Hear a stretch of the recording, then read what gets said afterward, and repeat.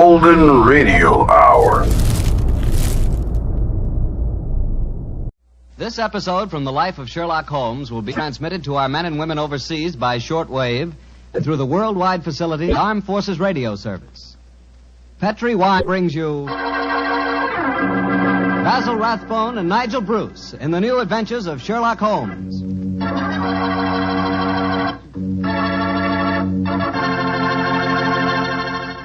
The Petri family, the family that took time to bring you good wine, invites you to listen to Dr. Watson tell us another exciting adventure he shared with his friend, that master detective, Sherlock Holmes. And if you ask me, the best way to listen to that story is to do it with a glass of port wine right handy. Petri California port. No kidding, that Petri port is just swell for any time good friends get together to talk things over. You couldn't ask for a more delicious wine. Why, just looking at the deep, rich red color of that Petri port tells you that here's a wine with a flavor that comes right from the heart of sun-ripened grapes. If you haven't ever tried Petri port, why not get a bottle and have a glass after dinner tomorrow night? It's a perfect after-dinner wine, you know. And share that port with your family and your friends. And don't forget, when you serve Petri port, you can serve it proudly. Because after all, the name Petri is the proudest name in the history of American wines.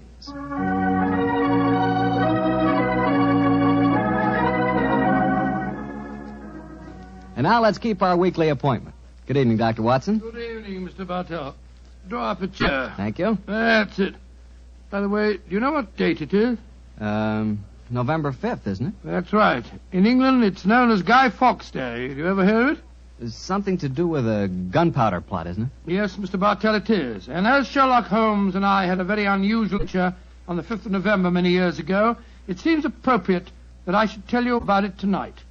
Before I begin, I think it might help you to appreciate the true flavor of the story if I tell you a little about the origin and the customs of Guy Fawkes Day. It's a swell idea, Dr. Watson. Well, my boy, on November the 5th, 1605, exactly 340 years ago today, King James I was about to attend the opening of Parliament when a plot was discovered to blow up the House of Lords during the ceremony. And the chief conspirator was Guy Fawkes, I suppose? Yes, he was. He was captured in a vault immediately below the House of Lords, a vault full of barrels of gunpowder. Of course, he and his fellow conspirators were executed. And ever since then, November the 5th has been known as Guy Fawkes Day. Well, how's it celebrated, Doctor? Well, it's a great time for the youngsters, Mr. Bartell. They black their faces, throng the streets, begging for pennies, and build bonfires in which to burn effigies of Guy Fawkes. These effigies are life-size dummies, stuffed with straw and dressed in old clothes. The children parade them in the streets chanting rhymes. Well, now, let me see. Pleased to remember the 5th of November. Guy Fawkes Guy, hit him in the eye. The kids must have quite a time. Sort of like Halloween, huh, Doctor? Yes, not unlike it, my boy. Well, now that I've told you something about the customs of Guy Fawkes Day, I'll get on with my story. It began just before lunch, I remember, on November the 5th, 1899. The day was foggy and cold, and Holmes and I were seated each side of a blazing fire in our Baker Street rooms. From outside, we could hear the sound of voices laughing and singing. Suddenly, Holmes rose and crossed to the window, opened it, and looked out.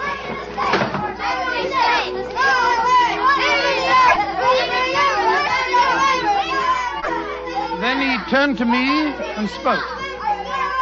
Children having a great time, Watson, aren't they? Yes, it cost me a shilling worth of pennies to walk here this morning. Has it occurred to you, Watson, that the gunpowder plot offers very promising material to the speculative mind? In what way, Holmes? I say it's confoundedly chilly in here. Don't you think you might shut that window? Sorry, old chap. As I was saying, the gunpowder plot offers very promising material to the speculative mind. I've made something of a study of the historical records of the case. There is more than a little evidence to suggest that King James was never in any real danger. Never in any danger? Well, what makes you say that? Knowledge of the proposed dastardly scheme came to light early. But James Stuart, King of England, the possessor of a shrewd and diabolical mind, used the spectacular discovery of the plot to try and bolster his waning popularity, as well as to justify increased religious persecutions. Well, that's the first I've heard of it, Holmes. I dare say, old fellow, but it's true just the same. I'm afraid James Stuart, King of England, was an unscrupulous tyrant. Come in. Oh, yes, Mrs. Hudson? There is a gentleman to see you, Mr. Holmes. He said it was very important, and he asked me to give you his card. Oh, thank you, Mrs. Hudson. Oh, Ask him to come up, please, will you? Aye, sir. Who is it, Holmes? A gentleman with a remarkably fine sense of timing. Read his card for yourself. Let's have a look. Mr. James Stewart. Great Scott, that's an extraordinary coincidence that he should arrive just as we're talking about James Stewart, King of England. Come in. Mr. James Stewart. How do you do, Mr. Stewart? My name is Sherlock Holmes, and this is my colleague, Dr. Watson. How do you do, sir? How do you do? Mr. Holmes, you've got to help me. I'm walking about in mortal fear of my life. You've got to help me. Mr. Stewart, I suggest that you sit down. I'll do anything in my power to help you, but you must compose yourself first and tell me quietly what it is that's frightening you. How can I compose myself when I may be dead within a few hours? No, Mr. Stewart. I'm a doctor. I really think if I were to give you a sedative that you'd find... How can you talk of sedatives when I... My heart. Doctor. My heart. All right. Now, here, let me help you into this sofa. There you are now. Imagine That's if Brandy it. would be in order, Watson. Yes, Holmes, and I'll give him some digitalis. A fellow with a bad heart like this shouldn't allow himself to get so excited. Here you are, Mr. Stewart. Drink this. That's it. And now this, Mr. Stewart. What is it? It's digitalis. Very well. Yeah, now. Feel better, sir? Yes, Mr. Holmes. Yes, I do. You're right. I shouldn't get so excited. My heart can't stand it, you know. Watson, is he well enough to talk, do you think? Yes, if he doesn't excite himself again. I'll be careful, Doctor. I'll take it quietly. Mr. Holmes, when you saw my card just now, did it strike any responsive chord? Oh, naturally, sir. Who could fail to be intrigued when a James Stewart calls to see one on Guy Fawkes Day? It isn't just coincidence that my name is James Stewart. I've got royal blood in my veins. People know of it. It's another reason they're out to kill me. They're jealous of my heritage. Every instinct I have is a royal one. Now, you gentlemen know that falconry is a king's sport. And my greatest hobby is the breeding and the training of Mr. falcons. Stewart, please, Mr. Stewart. Owing to the state of your health, I suggest that you be as economical as possible in your explanation. In fact, I think it might be better if I were to question you. Very well, Mr. Holmes. Now, you say that your life is in danger. What evidence do you have to substantiate that claim? My cousin, Guy Falconby, has threatened it. You see, Mr. Holmes, he and I are the only heirs to a wealthy uncle. His fortune will go to the surviving heir. If I were dead, Guy would inherit everything. Seems to me, Mr. Stewart, that you should have applied to Scotland Yard for protection. I did, Dr. Watson. Only a few days ago I saw a certain Inspector Lestrade, I think his name was, and he laughed at my fears. Oh, Lestrade. And he laughed, did he? Well, then in that case, there may be something in your story, sir. You say that your cousin has threatened to kill you. Has he indicated the method he intends to employ? He has, and it's a devilish plot. Guy has a bitter, twisted sense of humor, gentlemen, even when he's planning as dastardly a thing as a murder. I am James Stewart. He is Guy Falconby, which is near enough to Guy Fawkes. Today is the 5th of November, and he's planning to blow me up. Oh, come, sir. You can't expect us to believe that. But it's true. He warned me. And the celebrations that are going on in the streets of London today would make a rare cloak for his activities. I must confess, Mr. Stewart, that I find your story most convincing. All your evidence appears to depend on conversations held between you and this cousin of yours. You have no facts, sir, to substantiate your claims. But I have. Then please let us hear them. I live at 23 Cavendish Square. A week ago, the house next door to me was let to a new tenant. Almost immediately, workmen became very active there. They were digging in the cellars, Mr. Holmes. I could hear the sounds of picks and shovels through the walls. Digging in the cellars. That does sound significant, doesn't it, Holmes? Extremely. Did you observe any other activities of the workmen, Mr. Stewart? Mr. Holmes, vans have been delivering large packing cases to the basement during the last 2 days. Mm-hmm. I know what's in them, too. It's gunpowder. I tell you, they're planning to blow me up today. No. Steady. You mustn't excite yourself again. What'll I do, Mr. Holmes? I think, sir, it would be better for you to rest here for a while and then go to a nearby hotel. I would suggest the Shaftesbury. And wait there until you hear from us. And where are you gentlemen going? Watson and I, after donning suitable disguises, will visit the house adjoining yours in Cavendish Square. I think an examination of the cellar there might prove most illuminating.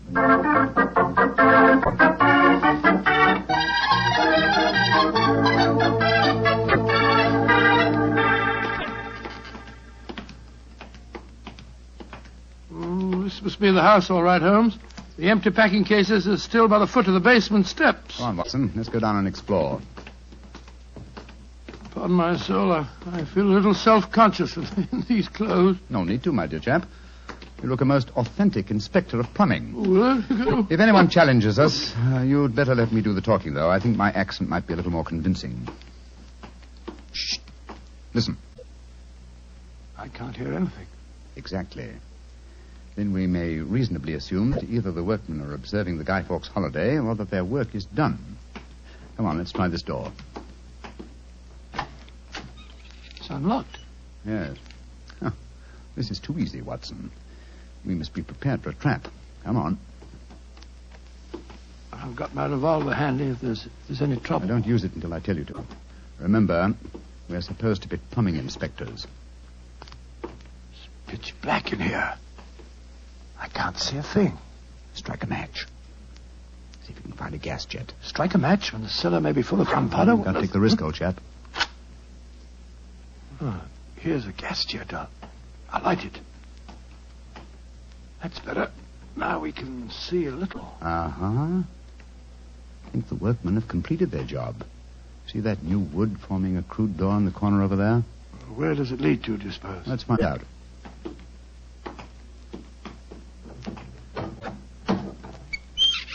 Oh, also unlocked. And here's a miner's lantern, waiting conveniently for us on this ledge. Oh, this is ridiculously easy. Now I'm sure it's a trap. I like the lantern. Great Scott, it's a tunnel. Yes, it's a tunnel leading into Mr. Stewart's house next door. Let's explore it.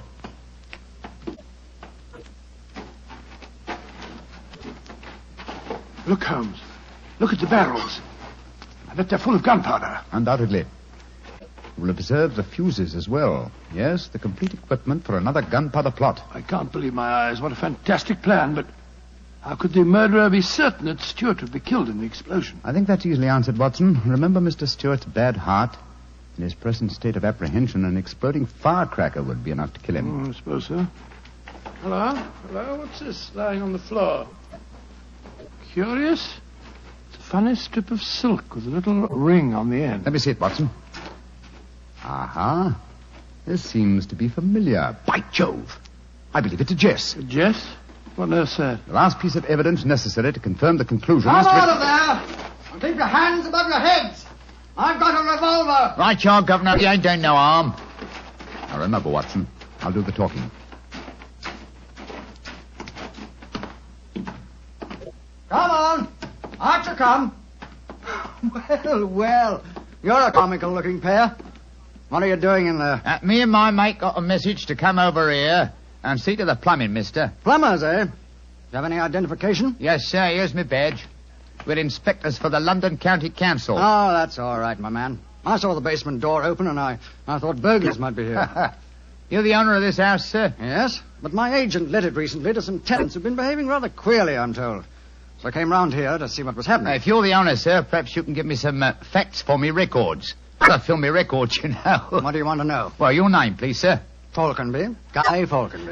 Look here. Alfie, hold your nose. What did he say? Nothing, sir, nothing. He's got bad hiccups. Had him for months now. Can't stop him. Alfie, here, give me a pencil, will you?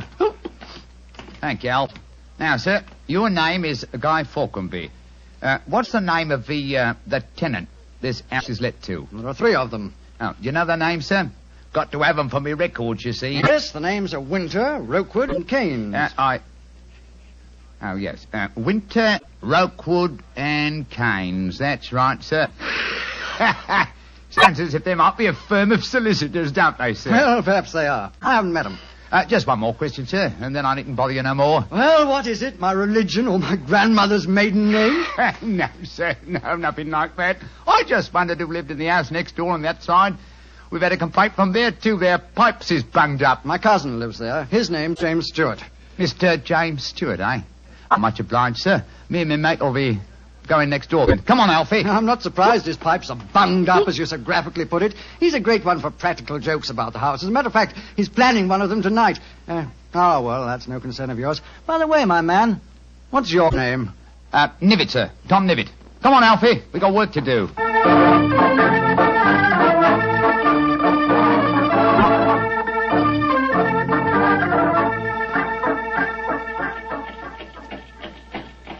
Holmes, I wish you'd tell me what's going on. Why have we taken this cab back to Baker Street? Get out of these clothes. They've served their purpose. Now there's more serious work afoot. Well, I'm still confused about our interview with Guy Falconby. Why did you say your name was Tom Nibbit? More touch of vanity, old fellow. Vanity? How do you mean? Well, consider the names in this case so far, Watson. James Stewart says that he's been threatened by Guy Falconby. A name, as Mr. Stewart points out, not unlike Guy Fawkes. You recall the names of the three tenants that Mr. Falconby gave us a few minutes ago? Yes. Winter, Rookwood, and Keynes. But what's that got to do with it? A great deal, my dear fellow. Thomas Winter, Ambrose Rookwood, and Robert Keynes were the three men executed with Guy Fawkes in the original gunpowder plot in 1605. Good Lord. Where does Tom Nibbit, the name you gave yourself, fit into the picture? Thomas Nibbit was the Westminster magistrate who arrested the conspirators. Since the would-be murderer has such an academic knowledge of the original plot, I thought I'd let him know that he was up against an opponent worthy of his skill.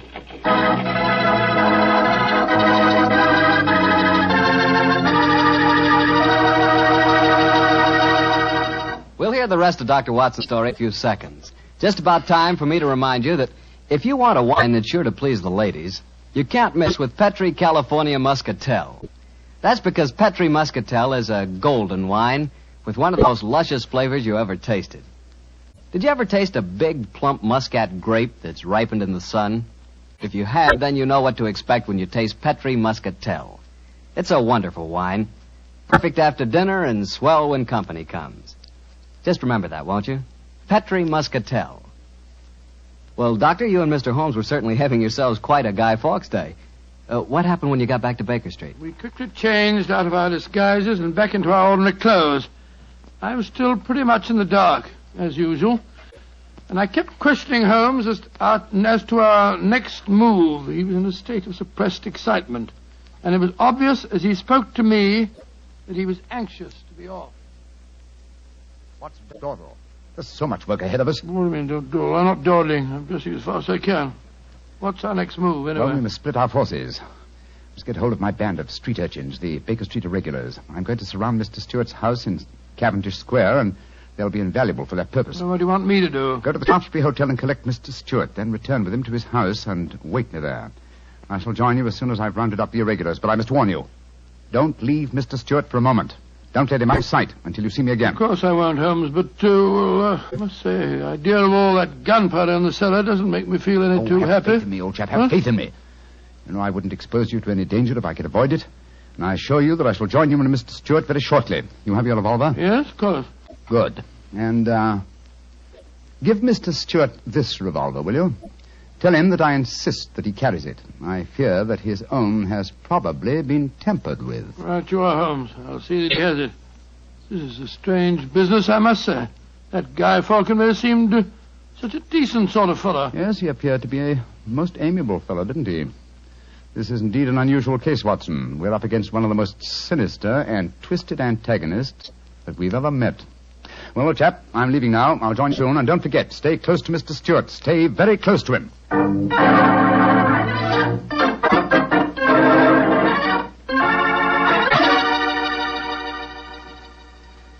Dr. Watson, I wish your friend were here. No, don't get so excited, Mr. Stewart. He'll be here any moment now. You've still got the revolver that I gave you? Yes, it's in my pocket. But what's the good of a revolver if there should be an explosion? Answer me that if you can. No, you must have faith in Mr. Holmes, sir. He's arranging now to have this house of yours surrounded by his band of street urchins. They'll see that no one gets to the cellar next door to light the fuses. A bunch of children. How can they do anything? You don't know the Baker Street irregulars, Mr. Stewart. And it's a perfect day for them to operate. As black-faced boys begging for pets, they'd pass unnoticed anywhere. I hope you're right. But I have a premonition, Doctor. There's going to be a tragedy. I know it. Now, take it easy, sir. Remember your heart. You're in splendid hands when Sherlock Holmes is on the case. Here he is now. Holmes, I say, I'm glad to see you. You received your visitor yet? Visitor? We've seen no one. Then be on the alert. I've just been questioning the boys surrounding this house. A few moments ago, some children pulled a small cart up to the back door.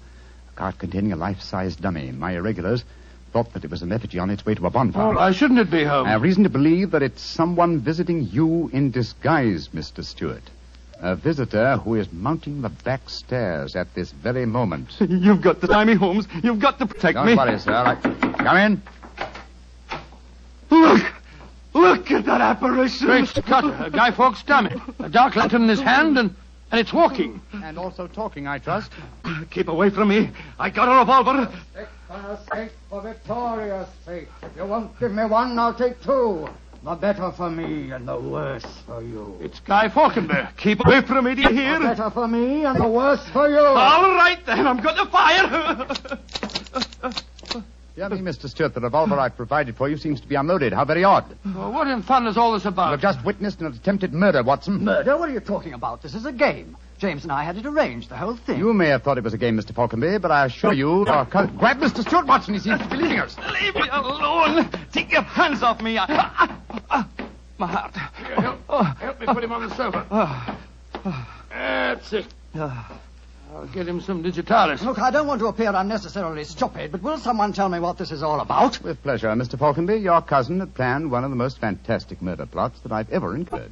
He came to us with the story that you had threatened his life. But that's ridiculous. I'm very fond of him. Of course it's ridiculous. The whole plot was ridiculous.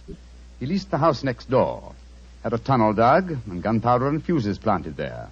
Even entered the name of the tenants as Winter, Rokewood, and Keynes to give the apparent plot a further authenticity. You mean my cousin was the real tenant? Certainly he was. However, he was clumsy enough to drop that piece of silk with the wire ring on the end that you found in the cellar, Watson. The thing you called a jest. And what's a jest? It's a strap that goes round a falcon's leg to which its leash is fastened. You will remember that Mr. Stewart informed us that falconry is his hobby, and it therefore indicated that he had been in the cellar and consequently must have known about the whole plot. And all he was trying to do was to build up in our minds the belief that his cousin was trying to kill him. Exactly, my dear fellow. Had we believed him, of course he could have shot you just now, Mr. Falconby, in apparent self-defense. Good Lord, what a fantastic plot. I still can't quite believe Mr. it. Falconby, why are you dressed as a Guy Fawkes dummy? Well, it was James's idea. He said that he was going to dress up too, and that we were to go round the bonfires tonight and frighten people by appearing as live dummies. But the last message he sent told me to come up here, that we'd play a practical joke on a couple of friends of his. And did he provide you with the costume that you're wearing? Yes, as a matter of fact, he did. Have you searched the pockets for any weapons? No, but I will. All right, and while you're doing that, I'll examine this dark lantern. How's your patient, Watson? Well, I've given him some digitalis, and now I'll get him some brandy. I can't find anything in the pockets. Here's the answer, my friends. Look here. Inside the lantern is a dagger. Your cousin planted it there to substantiate the claim that you were trying to kill him. Had his plans worked, you would have been dead, Mr. Falconby, before you could have told us the truth. Here, come back here, Mr. Stewart. James! He slipped out of the door. Confound it! He's faking the heart attack. Come on, Watson, after him.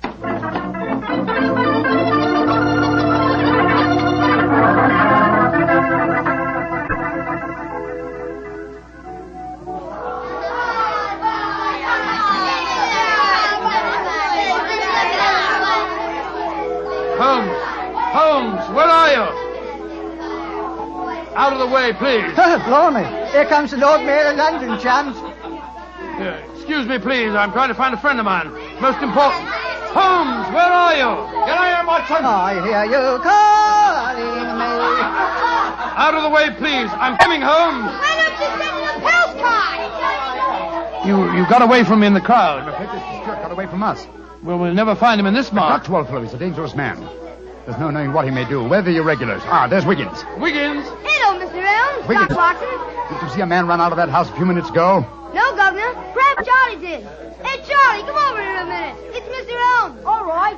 I bet Charlie didn't see anything, though. He's got some savvy girl with him. Hello, Mr. Holmes and Dr. Watson. Hello, Charlie. Hello, Charlie. Did you see a man run through this crowd a few minutes ago? A tallish man with a gray mustache? Yes, I did. A man came running out of the house over there. That's the house. Where'd you go? He ran down toward where the shops are. And he stole our dough, he did. The one we are going to burn in the bonfire. I tried to stop him, but he got away. Holmes, look up there on the roof. There's a figure. By Jove, I believe it's James Stewart. That's the man. He's the one that stole our dummy. He's standing up on the roof. He's going to jump. If he does, he's going to land in the bonfire. There he goes. He is jumping. Right into the middle of the fire. It's awful. He'll be burned to death. Don't worry, Wiggins. There wasn't a man who fell into the bonfire. What do you mean? From the gyrations that the figure performed as it fell, my dear Watson, I'm convinced that Mr. threw the stolen dummy to try and put us off the track. Then Stewart's still up there. He is, Watson. Come along, old boy. It's up on the rooftops for us. Up on the rooftops.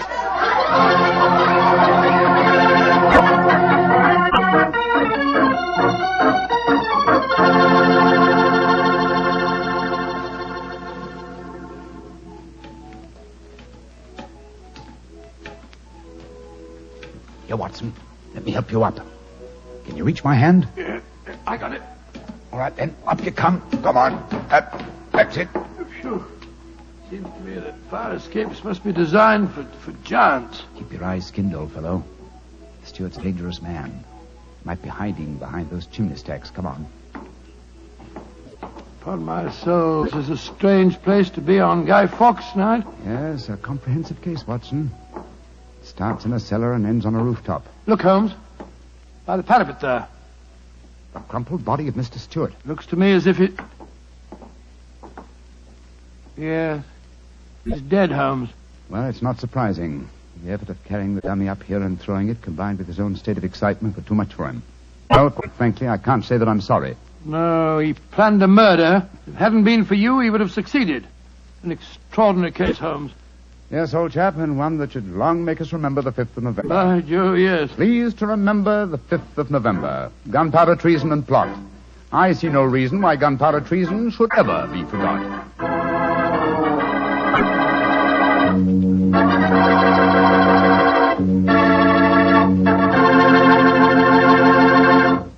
Well, Doctor, as you boys would say, that story was a bit of exciting, what? Yes, and even now I sort of lose my breath when I remember climbing that fire escape. You know, Doctor, those two fellas certainly went out of their way to celebrate Guy Fawkes Day. Now, take me. When I got a little celebrating to do, I like to do it quietly. Some friends, a glass of port. Yeah, poultry port, of course. What else? Leave it to you. No matter what the occasion is, you can somehow make it a perfect occasion for Petri wine. How do you do it, old fellow? Don't ask me how I do it. You mean, how does the Petri family do it? How can they make such swell wine? Well, the answer is experience.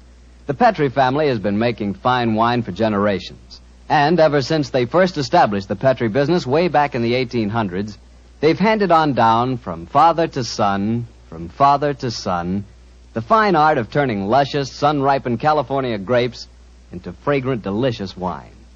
That's why when you want a wine for any occasion, before dinner, with your meals, or after dinner, you can't go wrong with a Petri wine, because Petri took time to bring you good wine. And now, Dr. Watson, what Sherlock Holmes adventure are you going to tell us next week? An old favorite, Mr. Bartell, a story that concerns strange music that was heard in a lonely house in the English countryside, and of the living death that stalked there. I call it The Adventure of the Speckled Band.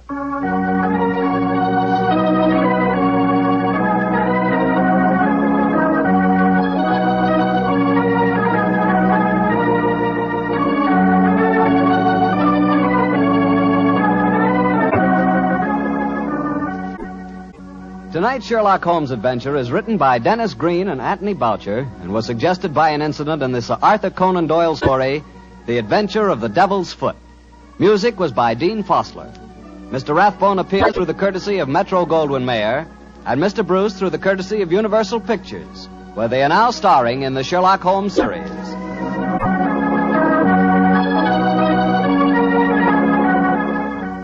The Petri Wine Company, San Francisco, California, invites you to tune in again next week, same time, same station. This is Harry Bartell saying goodnight for the Petri family. Sherlock Holmes comes to you from our Hollywood studio. This is the Mutual Broadcasting System.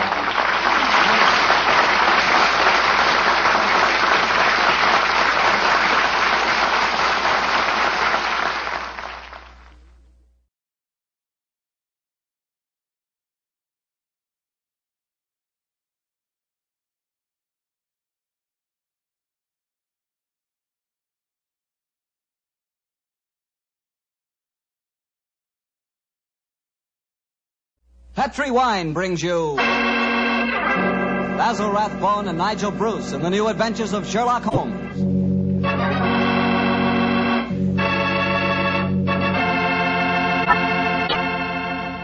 The Petri family, the family that took time to bring you good wine, invites you to listen to Dr. Watson tell us another exciting adventure he shared with his good friend, that master detective, Sherlock Holmes. And I'd like to tell you about my favorite time of day. It's just before dinner. You know, when the family's all sitting around in the living room and wonderful things are cooking in the kitchen? Ah, that's for me. And boy, that's the time for a glass of sherry. Because Petri California sherry really makes waiting for dinner a pleasure. That Petri sherry is the perfect before-dinner wine. Just look at its beautiful amber color. And then taste that wonderful Petri sherry. What a flavor. Petri sherry has a rich, nutty flavor that's right from the heart of sun-ripened grapes. And if you like your sherry dry, not sweet, you'll want to get Petri Pale Dry Sherry. Or better yet, taste them both. Don't buy one, buy two. Those letters P-E-T-R-I on the label are the personal assurance of the Petri family that Petri sherry is truly good wine.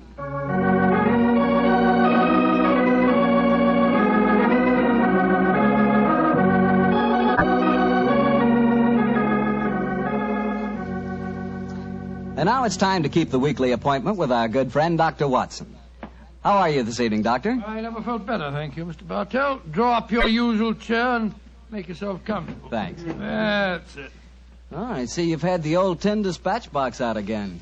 I suppose you've been going through your notes on tonight's new Sherlock Holmes adventure? Yes, Mr. Bartell. I think you'll find it as pretty a little problem as we ever encountered. The story began in 1887. A very busy year for us, my boy. It was the same year that Holmes solved the case of the Amateur Mendicant Society, who held their meetings in a luxuriously furnished vault below a furniture warehouse. Oh, I remember that story, Doctor. And wasn't 87 the year you both escaped from death in the Paradol chamber? It was indeed. You've got a very good memory, Mr. Bartell. The story I'm going to tell you tonight topped off this unusually exciting year. It was late in October, and the equinoctial gales had set in with exceptional violence. All day the wind had howled and the rain had beaten against the windows of our Baker Street lodgings. Finally, it was nearly midnight, as far as I remember.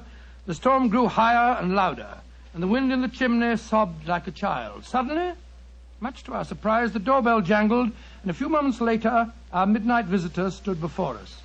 He was a man of about 45, and as he looked about him anxiously in the glare of the lamp, I could see that his face was pale and that his eyes heavy, like those of a man who was weighed down with some great anxiety. And he spoke. His tone was businesslike and almost aggressive. I've come to you for advice, Mr. Holmes. That's easily obtained. And help.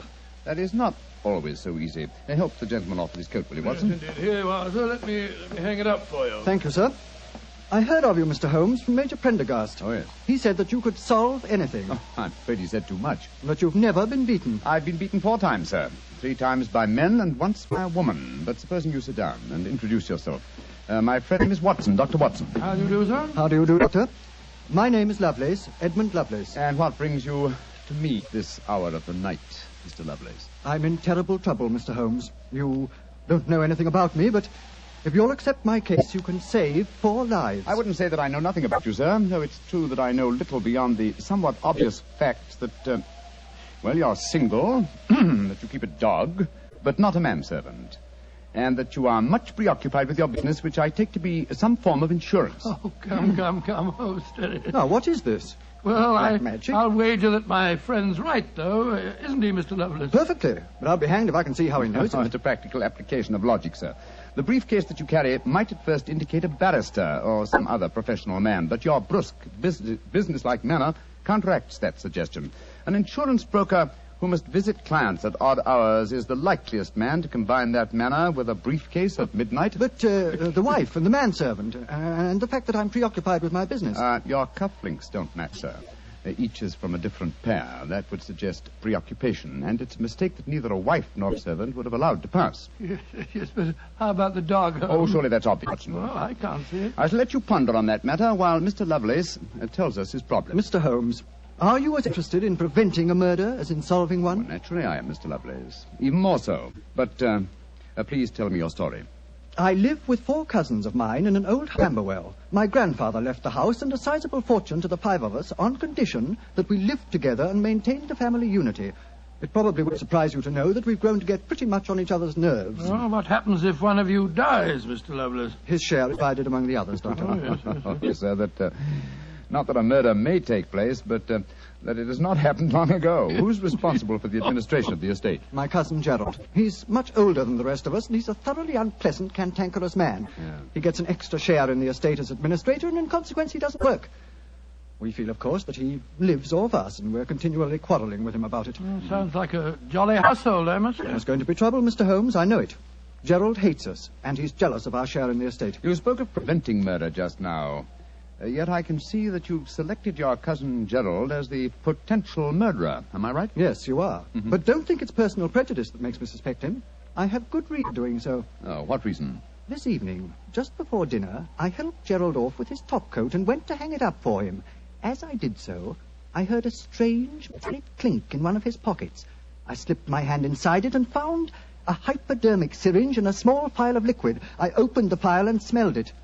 Gentlemen, it reeked of bitter almonds. Bitter cyanide, eh? And what did you do? I thought of destroying it, but I realized that would put him on his guard, so I replaced it in his pocket. Of course, I warned the others, and we decided that I'd come to you. I have the most important client tonight, or I'd have been here earlier. Yes, it seems odd that you didn't come directly to Mr. Holmes as soon as you'd made the discovery, Mr. Lovelace. After all, if a potential murderer is walking about with a pocket full of cyanide, I should have thought that itself was more important than business. Well, Yes, I suppose it might seem so to you, Doctor. Now, that's a most interesting stick you carry, sir. May I examine it? Of course. Here. Oh, thank you. Now I see how you deduced that Mr. Lovelace had a dog, Holmes. There are the marks of the dog's teeth on the stick. Yes, my dear Watson, but these marks under scrutiny give us even more specific information.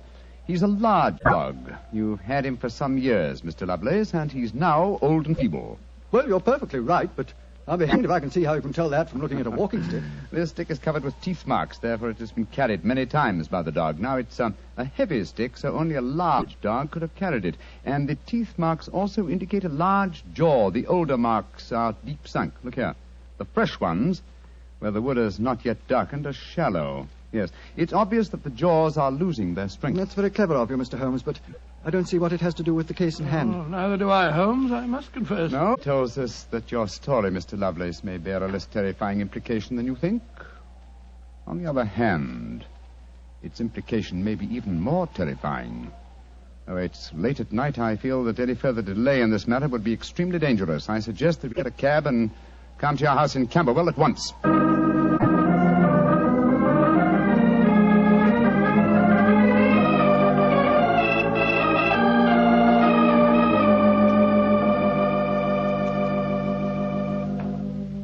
Randolph, I'm glad you're still up.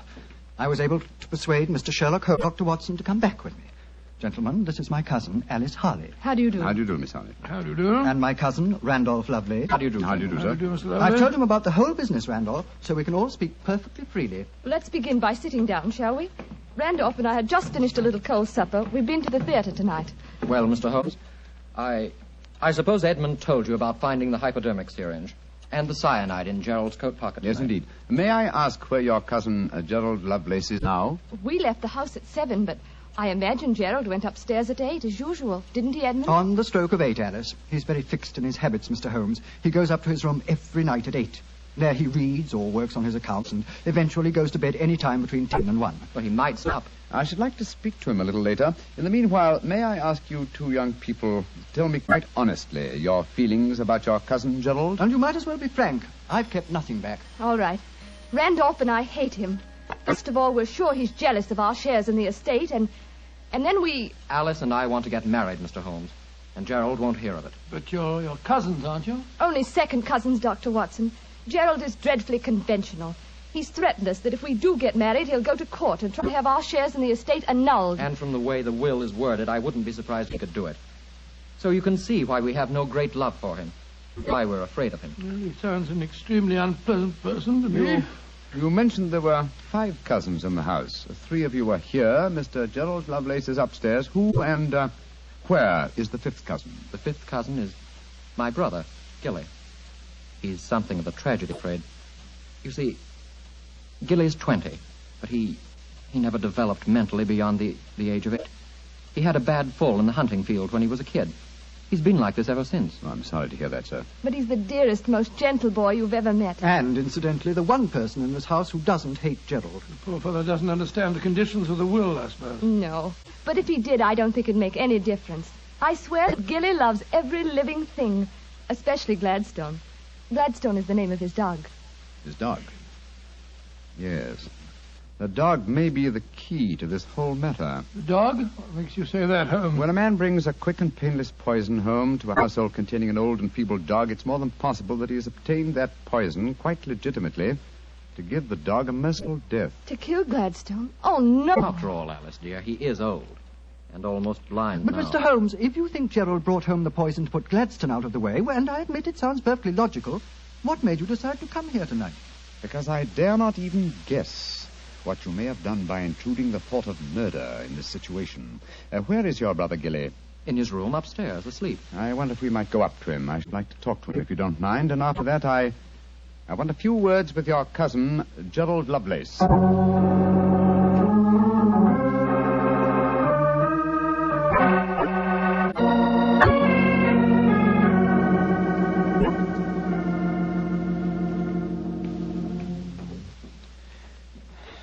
He's asleep, Mr. Holmes. Yes, with a dog in his arm.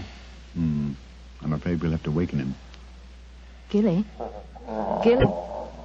It's all right, Gladstone. We're not going to hurt him. Gilly? Who is it? Oh, hello, Alice. Who are these men?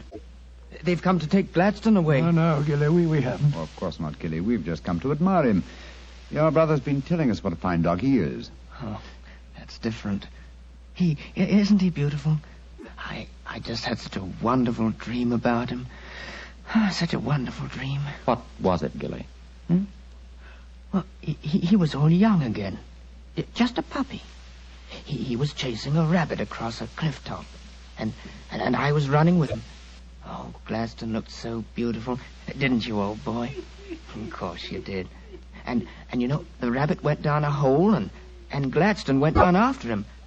And I went down after Gladstone. And we all had tea with the rabbits. Oh, it was funny. We all had little green hats on. Hats with feathers. I wanted Gladstone to try one on, but he wouldn't. So sleepy. Come on, Gladstone. Let's go back to the tea party. Poor kid.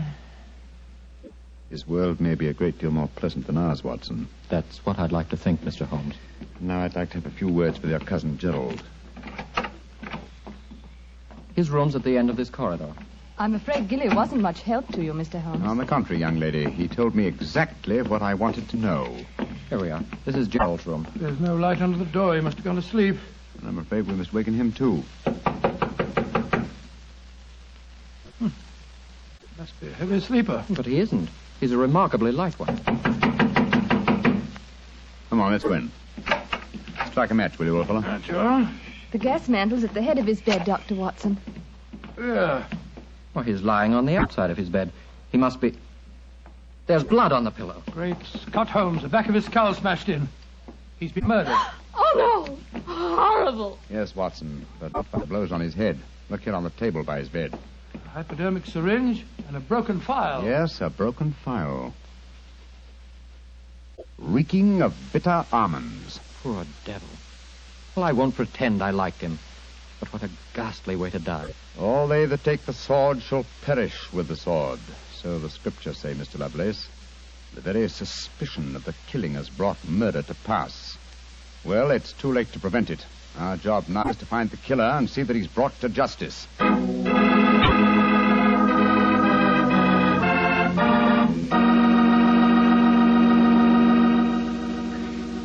Dr. Watson will tell you the rest of his story in just a few seconds.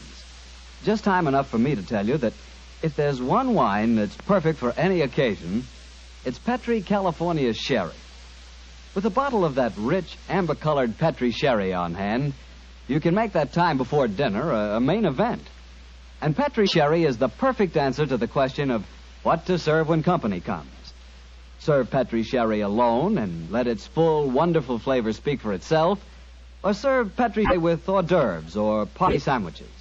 And remember, you can serve Petri Sherry proudly, because Petri is the proudest name in the history of American wine.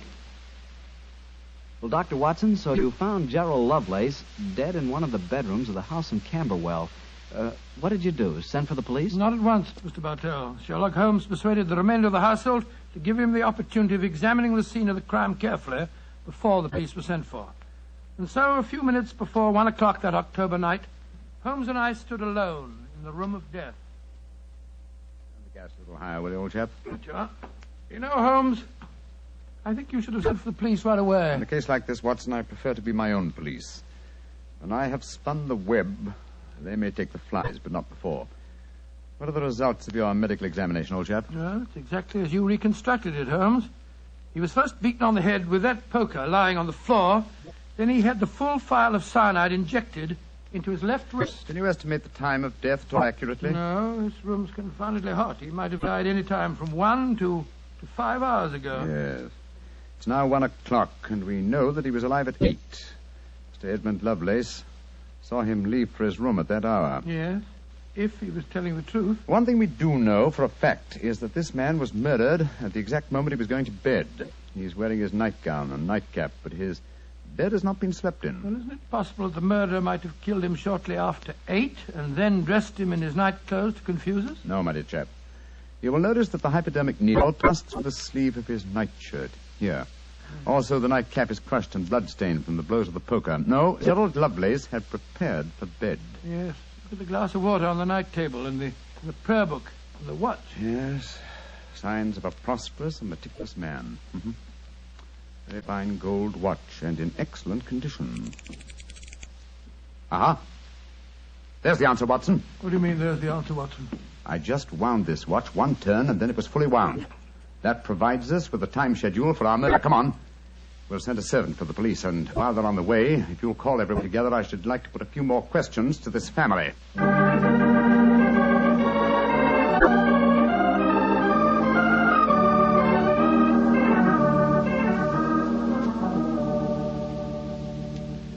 Before the police arrive, I should like to hear your statements again very carefully, if you don't mind. Mr. Edmund Lovelace, what were your exact movements tonight? I left here shortly before 10. From 10 o'clock until the time I came to Baker Street, I was with my client. His name and address, please. Derek Waterlow, 9 Onslow Square, South Kensington. Thank you. Make a note of these, will you, Watson? All right, you're home. You, Miss Harley, and you, Mr. Randolph Lovelace, went to the theater together. Can any independent witness testify as to your movements? Well, yes, Mr. Holmes. We went with friends, the Grant Moresbys. They live at the Clarendon Hotel off Charing Cross. What time did you leave this house? Well, it was about 7:45, wasn't it, Alice? Yes. And after the play, we went to the Café Royal for a little refreshment with our friends and then came back here. I see. And what time did you arrive back at this house? Just a few minutes before midnight. I remember the grandfather clock in the hall striking just as we went into the drawing room. And your brother Gilly, sir. I hate to waken him again. Have you any idea of his movements tonight? Well, he never goes out after dark, Mr. Holmes. But I spoke to the cook as we came in tonight. She says that he played cards with her until just after 10 o'clock. He was fast asleep when I looked in on him shortly after midnight. Thank you. You've made a note of all these facts, Watson? Yes, Holmes, I got them all down. Good. Then let's be on our way to Baker Street. But the police, Mr. Holmes, they're on their way. I know. Please give them my regards, will you? Apologize for my informality and tell them that I shall have the answer to this matter probably in a little over 24 hours.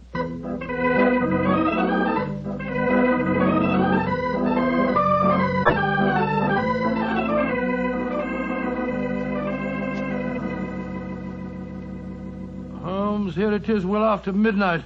You haven't done a thing on the Camberwell case. No, but you have, old chap. You've checked on all the time alibis and found them valid. I'm much obliged to you. Yes, Inspector Lestrade was here tonight, you know, and he made some pretty caustic remarks, I can tell you. Oh, didn't you inform him that I'll have the answer to the problem before many hours have passed? Yes, I did, but you know, Lestrade, he wanted action. He shall have it.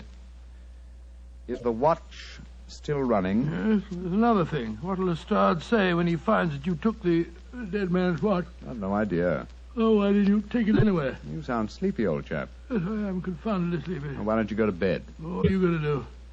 Continue my vigil with my pipe and the watch of a dead man.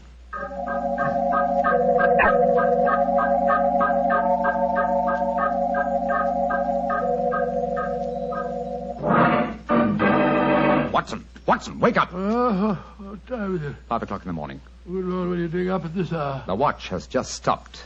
I'm about to rewind it. What are you rewinding it for, Holmes? You waited over 24 hours for it to unwind. When I know how many turns it takes to wind it fully, I shall have the answer to the whole business. 10, 11... You're being confoundedly mysterious, as usual. 14. 14 turns, and the watch is fully wound. Get your clothes on, old chap. Well, where are we going on this hour? To the house in Camberwell. Now I know who murdered Gerald Lovelace.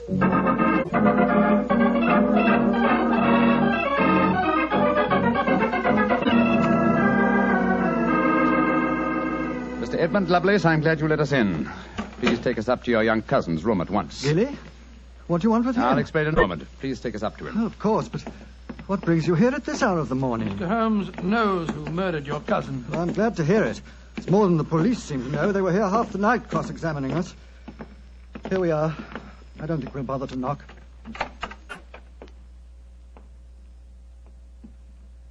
Gilly? Gilly? I'm awake. We heard you coming up the stairs, didn't we, Gladstone? It's the same men again. You're not going to take Gladstone away, are you? Please don't take him away. Don't worry, Gilly. We're not going to touch him. Oh, that's all right, then. Oh, Gilly, Yes, you really love that dog, don't you? of course I do. More than anything or anybody. I believe you'd even kill a man who tried to hurt Gladstone. Wouldn't you? Oh, yes, sir. I would. Gilly! No. Great Scotter. Gilly, I don't think you'd really kill a man.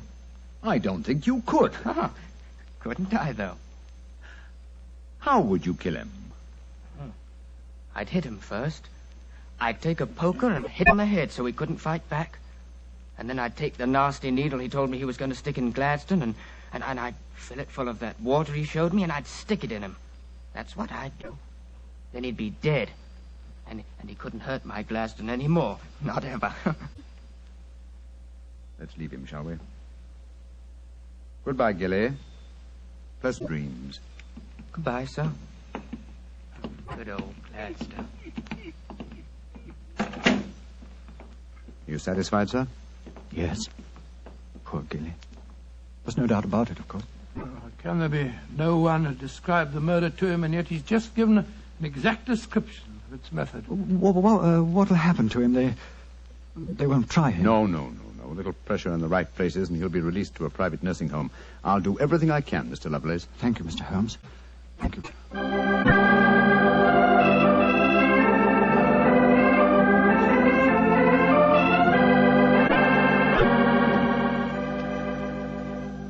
Well, Holmes, now that we're back in Baker Street and the whole depressing case is finished with, perhaps you'll tell me how you knew that Gilly had committed the murder. Well, consider the time schedules, old fellow. You checked the alibis of the other cousins and found them satisfactory. That meant that Alice Harley and Randolph Lovelace could have committed the crime only at midnight. Edmund only before 10. Gilly only around 11. You said that the time of death could have been at any of those hours. Yes, I did. So how did you pin it down to 11? The watch gave me the specific answer. When I picked it up, I unthinkingly wound it.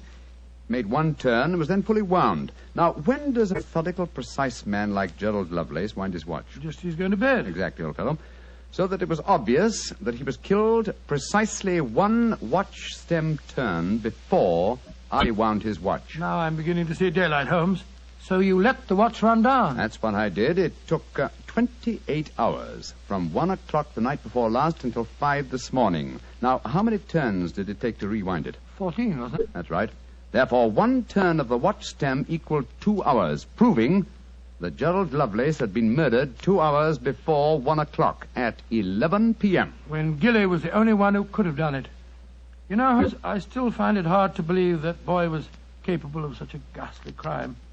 He seemed so gentle. Oh, he is. Except when his beloved dog's life was at stake, probably out of some mistaken notion of kindness. Gerald Lovelace warned the boy of his intentions regarding the dog.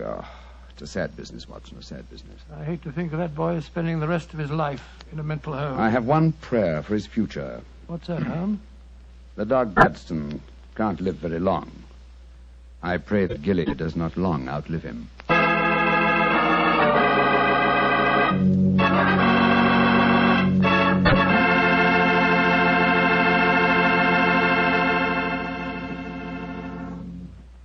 That was a remarkable bit of deduction on the part of Mr. Holmes. Yes, extremely clever, wasn't it? Of course, if I may say so, I was of some small help myself. Small help? Why, Doctor, you practically solved the case by yourself. Oh, I wouldn't go as far as saying that. But, Doctor, you did check all the alibis, didn't you? Yes, I checked where each suspect was at various times. Yes, you checked time. And what's more important than time? Well, Why, Doctor, time is even vitally important when it comes to wine. I was wondering how you were going to bring that in. And one thing we do know, Petri took time to bring you good wine. So nobody can miss with Petri wine. It's just got to be good. You can't be in the wine business as long as the Petri family without really learning all about the fine art of making wine. And don't forget, the Petri family has been making fine wine since way back in the 1800s.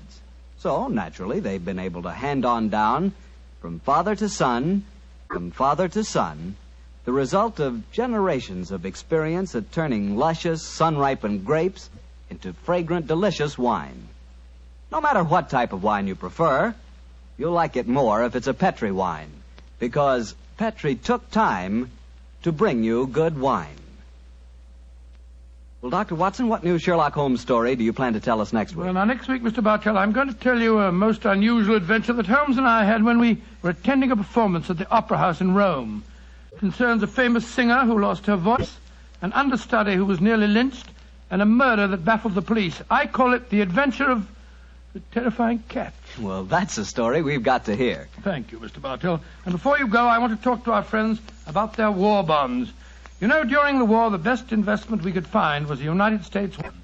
And for my money, they're still a great investment. They're called United States savings bonds now, and only the name is changed. Savings bonds are sold in the same denominations and give you all the same advantages. And you can buy savings bonds at the same places at your bank or your post office or through the payroll savings plan.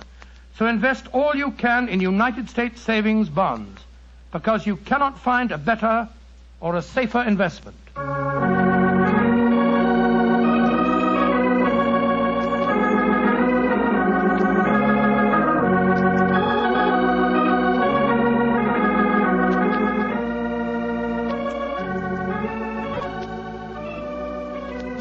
Tonight's Sherlock Holmes adventure was written by Dennis Green and Anthony Boucher and was suggested by an incident in the Sir Arthur Conan Doyle story, The 5 Orange Pips.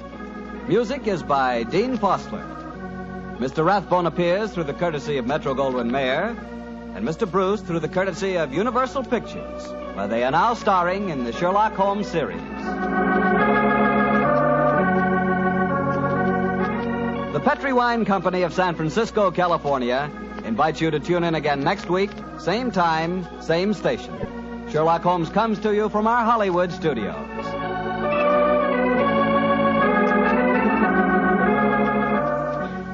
This is Harry Bartell saying good night for the Petri family. Listen every Monday on most of these same stations at clock to Michael Shayne, followed immediately by Sherlock Holmes. This is the Mutual Broadcasting System.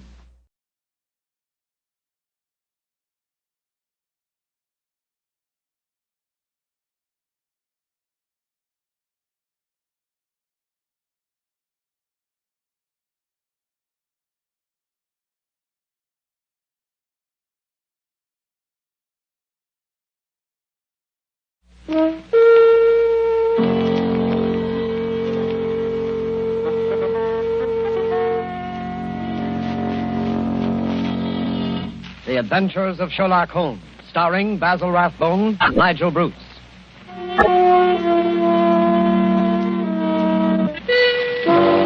The makers of bromoquinine cold tablets bring you another adventure of Sherlock Holmes with Basil Rathbone as Sherlock Holmes and Nigel Bruce as Dr. Watson.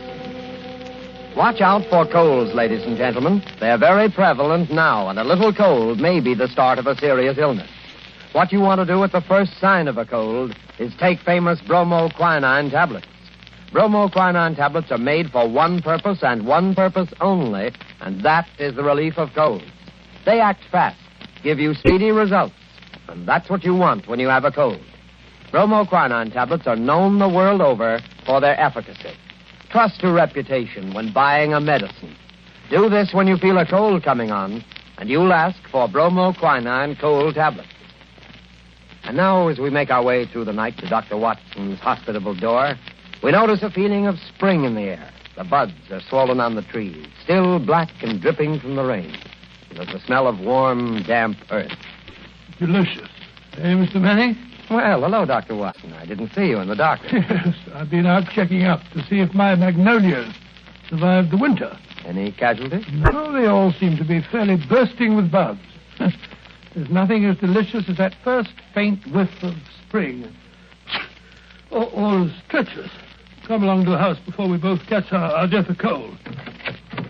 After you, sir. Not at all, my boy. None of that age before beauty nonsense. I'm not as decrepit as all that. Oh, what's this? The front hall littered with trunks and suitcases? Oh, yes. I'm afraid my annual wanderlust has broken out rather early this spring. I'm off on a little jaunt first thing tomorrow morning, but come along into the study. Does that mean that this is the last of storytelling evening? For this winter, yes, I'm afraid it does. Well, I trust I'm not too forward if I hope to be invited back again in the fall. Oh, of course not. You know we'll be waiting for your return. Oh, thanks very much. It's very, very decent of you. To put up with the meanderings of an old fellow like myself, huh? I appreciate it, you know. But sit down, Mr. Manning, down there, over there in the usual chair. Let's get on with our story before I get all glittery and sentimental. You're going to tell us about Professor Moriarty tonight, aren't you? Well, I had intended to, but I've changed my mind. I'm going to tell you the adventure of a retired colorman instead. Retired colorman? Isn't that a military term? No, it isn't. Mr. Josiah P. Amberley had been the junior member of Brickfall and Amberley, manufacturers of artistic paint boxes. He made quite a tidy little fortune. Retired from business at the age of 61, bought a house at Lewisham, and then settled down. The next year, 1897, I think it was, the old fool married.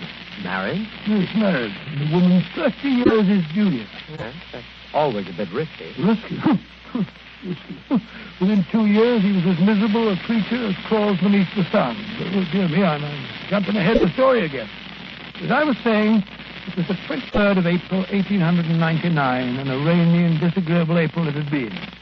Holmes was in a melancholy and philosophic mood that morning as he stood by the window, watching the raindrops chasing one another down the pane. Rain had always depressed him when he was not working on a case. When he was working on a case, I don't believe he realized that there was such a thing as weather.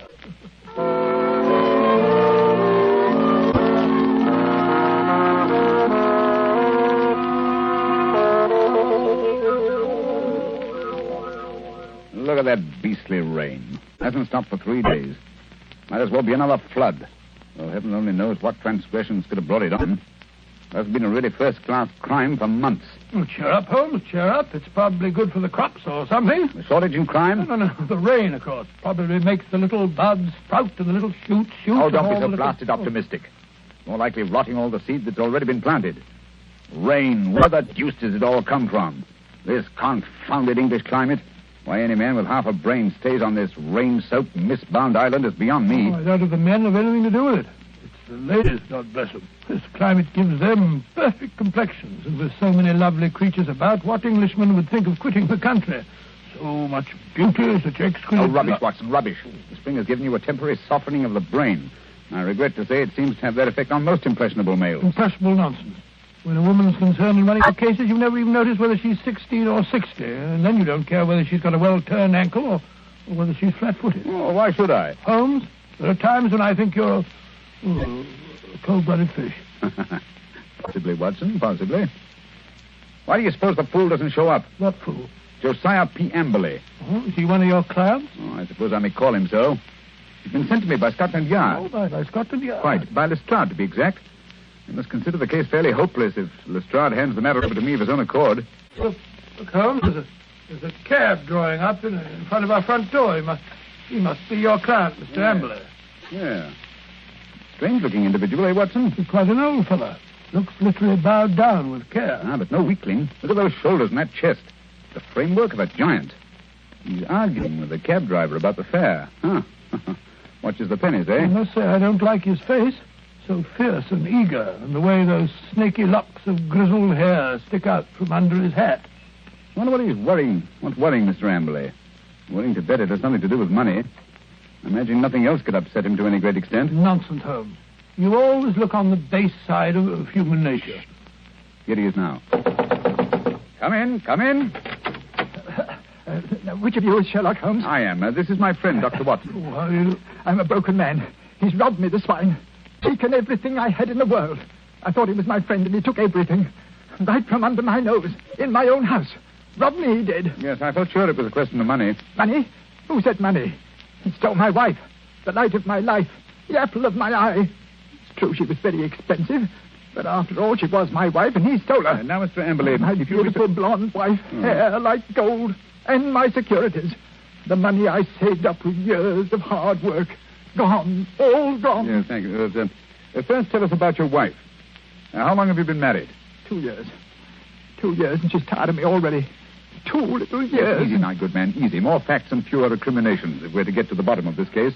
Well, 3 years ago I retired. Bought a house. Big house at Lewisham. Cost me plenty of money, that house did. Well, sir, I'd never lived alone in a big house before, and got sort of lonely. House began to need looking after, so I thought I'd start looking around for a wife. Nice, healthy, young wife to look after me. Then I met Ella. Handsome girl she was, too. A good cook.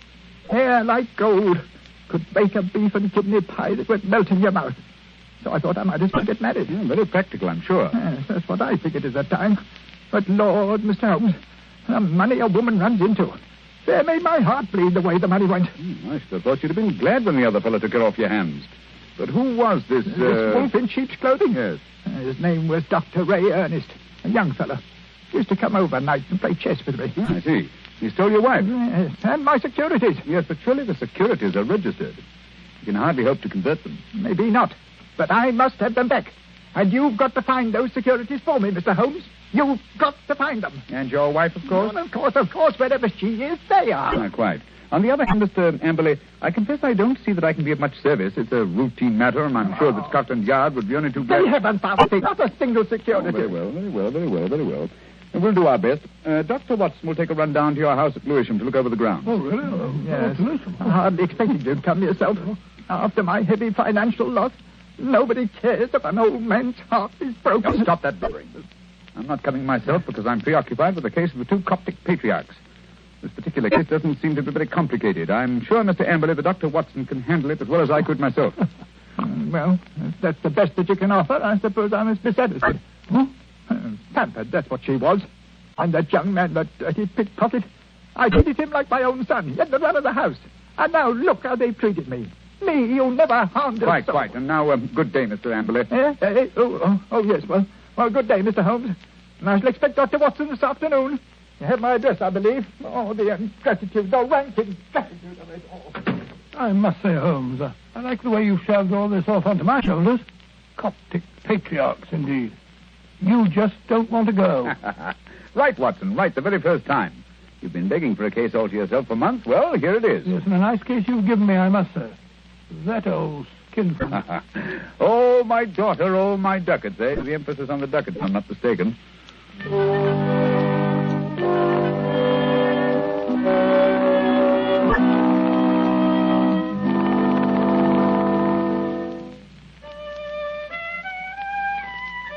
Oh, confound that passage. There. Ah, that's better. That's dash good. Hello. Steps on the stairs. Watson, if I'm not mistaken, and in a triumphant mood. Hello, Holmes. Well, I'm back. Hail the conquering hero. A successful afternoon, I take it, with the light of victory in your eye. Well, I did manage to dig up a kill. Good. Now about Mr. Amberley's place of residence. What's it like? Well, he calls it the Haven. Oh, charming. Yes, isn't it? I think the place would interest you, Holmes. You know that particular quarter, the monotonous brick streets, the weary suburban highways. Well, right in the middle of them lies this beautiful old home, surrounded by a high sun-baked wall, mottled with lichens and topped with moss, the sort of wall... You may omit the purse, Watson. I note that it was a high brick wall. What? I should have guessed it was the Haven, even if I hadn't asked the lounger who was smoking outside in the street. A lounger? Yes, a tall, dark, heavily moustached man with a curious look in his eye. With great tinted glasses and a Masonic type-in? Good heavens. How'd you know? Oh, the fool. A child of 10 could have seen through that. I must say, Holmes, I don't see. Never mind. Continue with your story, Watson. Well, I'd hardly entered the gateway before I saw Mr. Amberley coming down the drive to meet me. He began at once, pouring out his grievances, We walked back to the house together. And? Well, once inside the wall, I must say, I've never seen a place worse kept. Garden lined with weeds and in a dreadful neglect. The house, too, was slatternly to the last degree.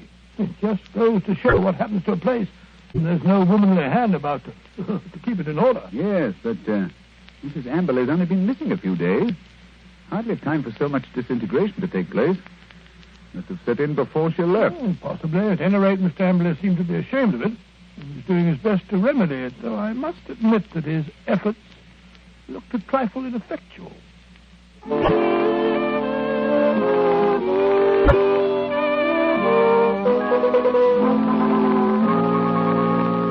What's to become of me? What's to become of me? My wife gone, most of my fortune stolen. Oh, come in, Dr. Watson, come in.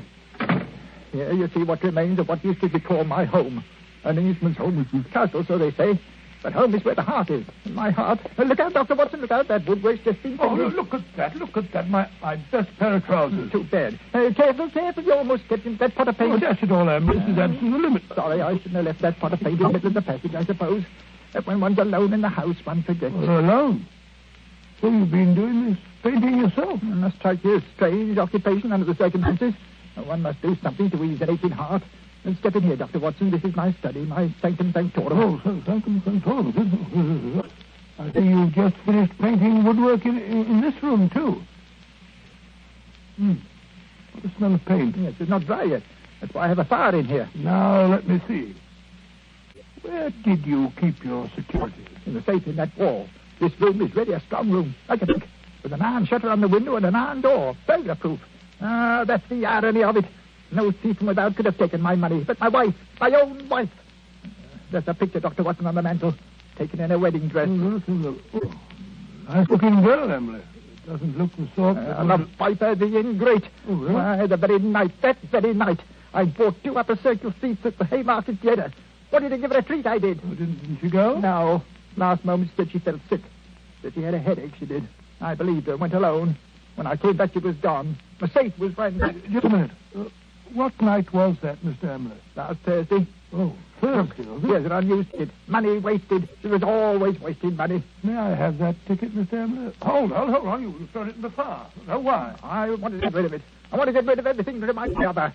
Here, give me that picture. Well, I see. There, into the fire she goes, Cursor. May her soul burn in torment. Her picture's burning now.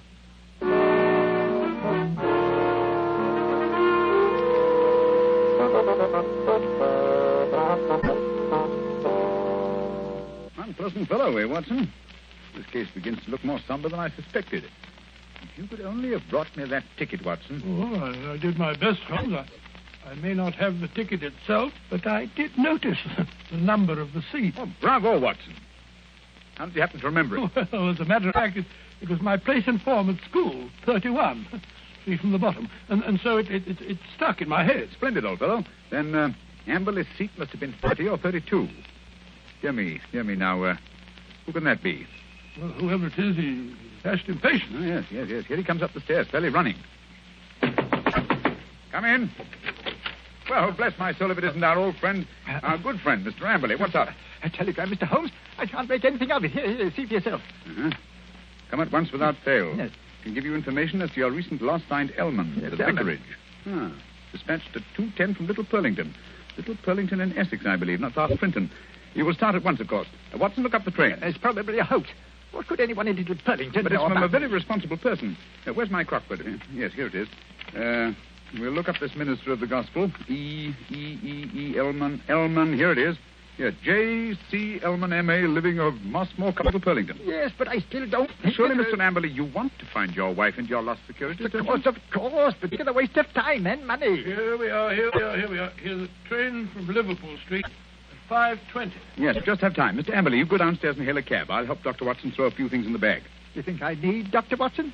Perhaps I'd better go alone. Oh, no. It may be a trap for all we know. I don't think I shall go. Mr. Amberley, it would make the worst possible impression on both the police and on myself if you refused to follow up so obvious a clue. We should feel that you were not in earnest about this investigation. Very well, I'll go. Perhaps you'd better go with him, Holmes. What? Take your case, Watson. After the brilliant way in which you've handled it? No. Go along, Mr. Amberley, or you'll miss your train. Very well, but the expenses... Here you are, Watson. Here's your bag. Sir, it's packed. Yes, you never know when you may be called off on a case like this. I packed it for you. Holmes, I do think Quite. Now, whatever you do, see that he really does go to Little Purlington. Yes, I don't think that he's Again, quite. Should he break away and try to return, get to the nearest telegraph station and send me the single word bolted. I will arrange to have it reach me wherever I am. What? You have something to look into at this end, then? I have, Watson. This case is beginning to take on a rather curious, sinister aspect. Above all, old man, take good care of yourself. And Mr. Amberley.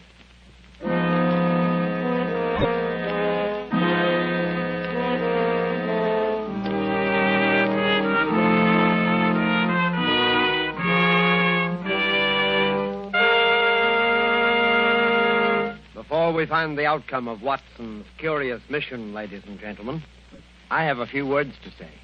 Here's what you want to do when you feel a cold coming on. Here's what you want to do at the very first sign of a cold. Take famous bromoquinine cold tablets. Bromoquinine tablets don't fool. No, sir, they get right after a cold symptom. They get right after a cold's misery. They relieve the headache and other pains that go with a cold. They relieve that stuffiness and feeling of depression that accompanies a cold. They help reduce the fever that goes with a cold. Bromoquinine tablets are fast and decisive in their action. First, because they're made especially for the relief of the common cold. And secondly, because they act internally. You can take lots of things for the relief of a cold, but nothing more reputable and reliable than famous bromoquinine tablets. Get them at any drugstore at the first symptom of a cold. Ask for bromo, B-R-O-M-O, quinine, Q-U-I-N-I-N-E, bromoquinine cold tablets.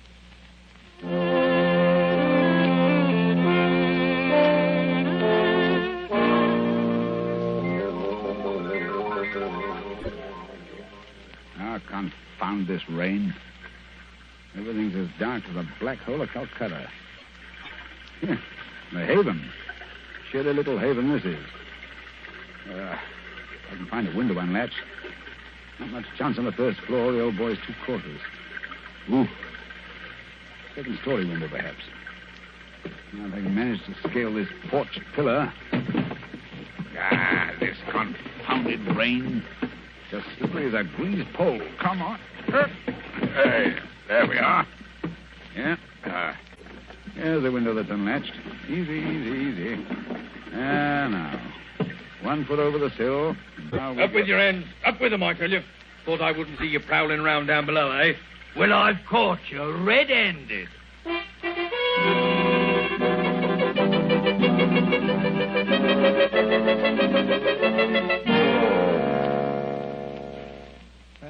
Nice wild goose chase that turned out to be.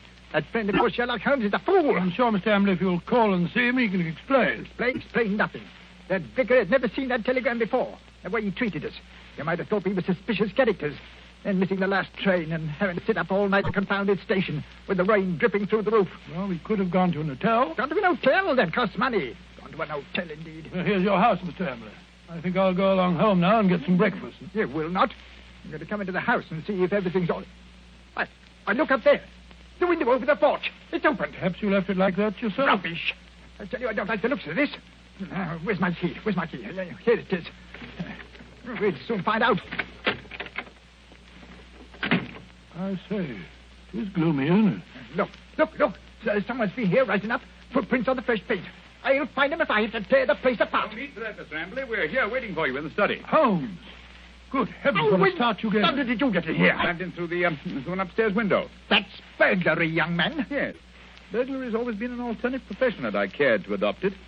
I'll admit I was glad I hadn't when I walked into Inspector Lestrade's gun last night. He thought I was a burglar, too. But come, we're keeping him waiting. He's in the library.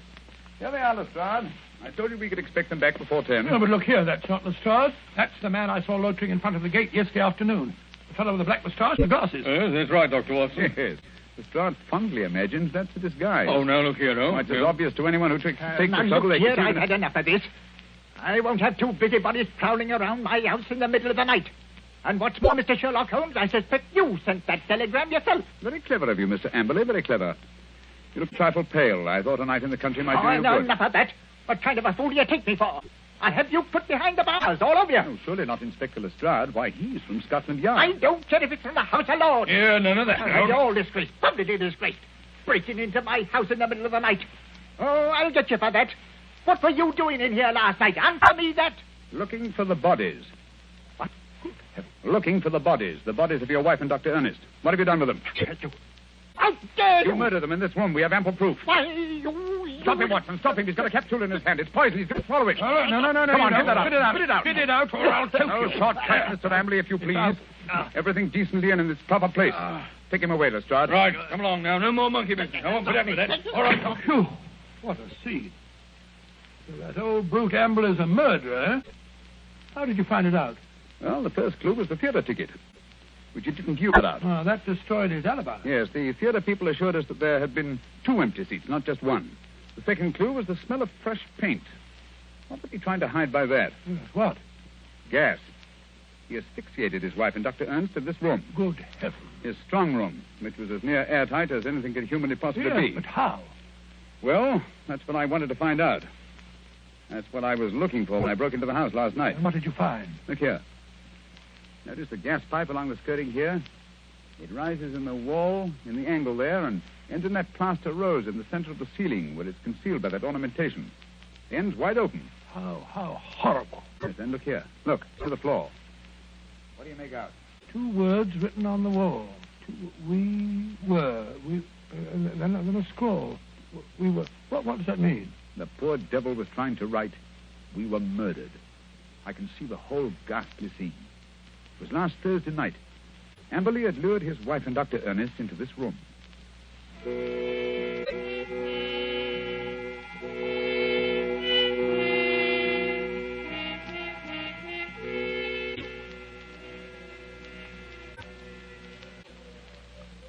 Oh, listen to that wind. I wish it would stop. It's not so bad in this room. Have a little game in here, eh, Dr. Ernest? Just you sit here, there. Entertain the doctor while I go and look for the chessmen. Excuse me for a minute, Dr. Ernest. Certainly. And if you don't mind, I'll close the door. There's such a draught.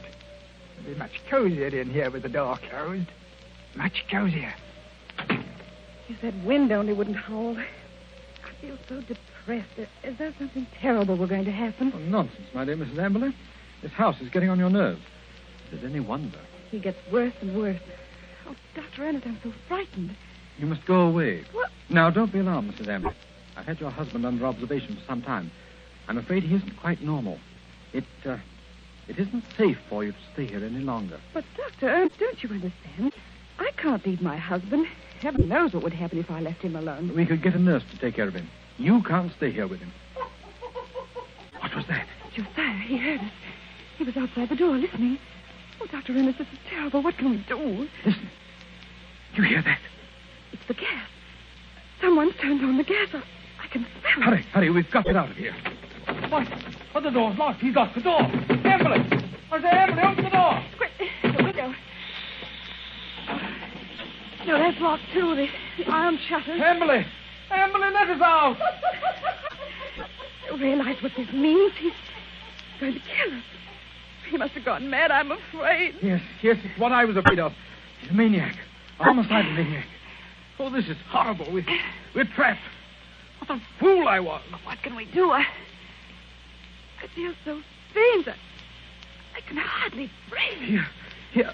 Lie down on the floor. The air's better down here. It's no use. I can't stay awake. I don't mind anymore. I'm quite all right. Really. Mrs. Amberley. Mrs. Amberley. Don't give up. I feel pain, too. I must warn people. It's dangerous. I can't think. God, I can't breathe. I can't think.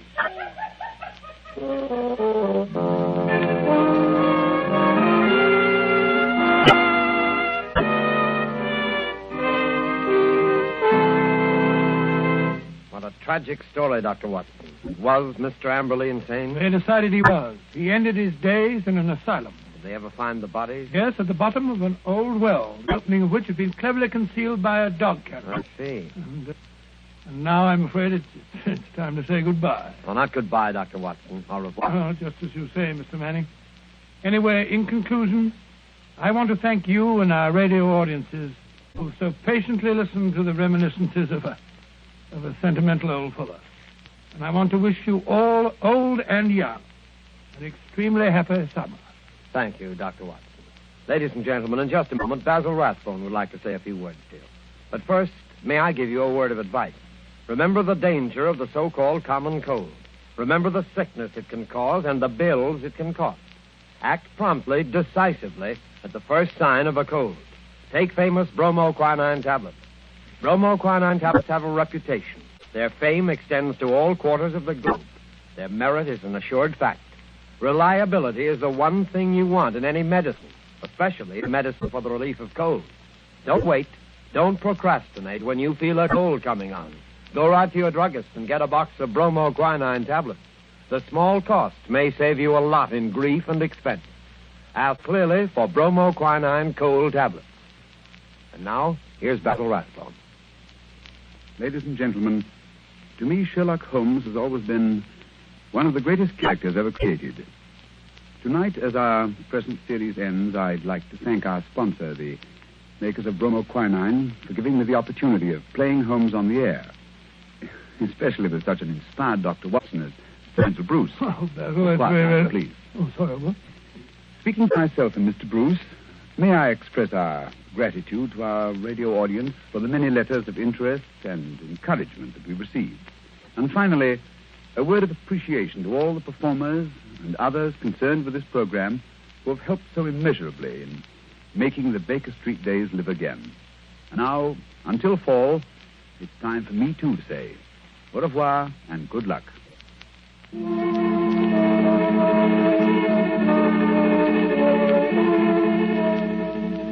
You have been listening to a Sherlock Holmes adventure adapted by Miser from Sir Arthur Conan Doyle's story, The Retired Colorman, with Basil Rathbone as Sherlock Holmes and Nigel Bruce and Dr. Watson.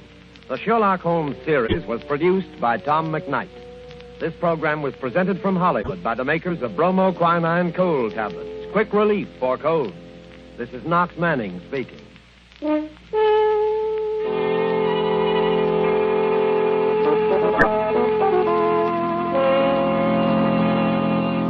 This is the National Broadcasting Company.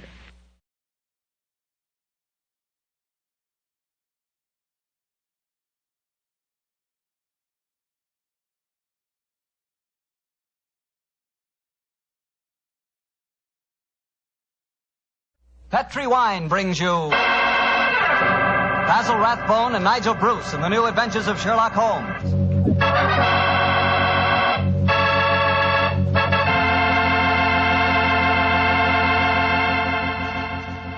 The Petri family, the family that took time to bring good wine, invite you to spend the next half hour listening to Dr. Watson tell us another exciting adventure he shared with his old friend at Master Detective Sherlock Holmes.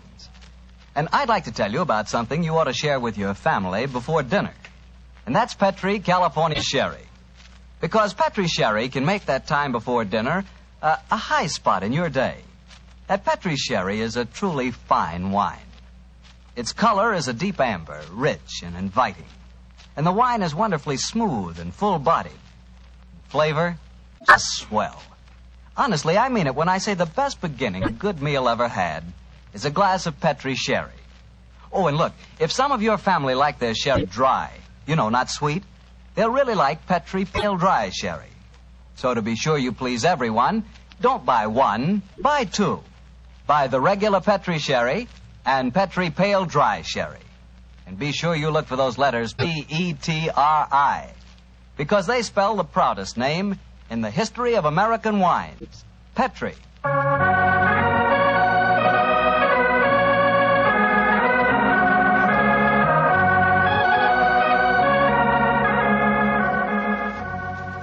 And now I know our good friend Dr. Watson's expecting us. Let's go in and join him. Come in. Good evening, Doctor. Good evening, Mr. Bartell. Say, how are you feeling, Doctor? All over that attack of flu you had? I'm feeling very much better, thank you, my boy. I'm still a little weak. We old fossils take much longer to get over that sort of thing than you young fellows. Well, you take good care of yourself, Doctor. You've got a lot of friends, you know. Oh, I'm very glad to hear that. Thank you, Mr. Bartell. And now settle yourself down, and I'll get on with tonight's new Sherlock Holmes adventure.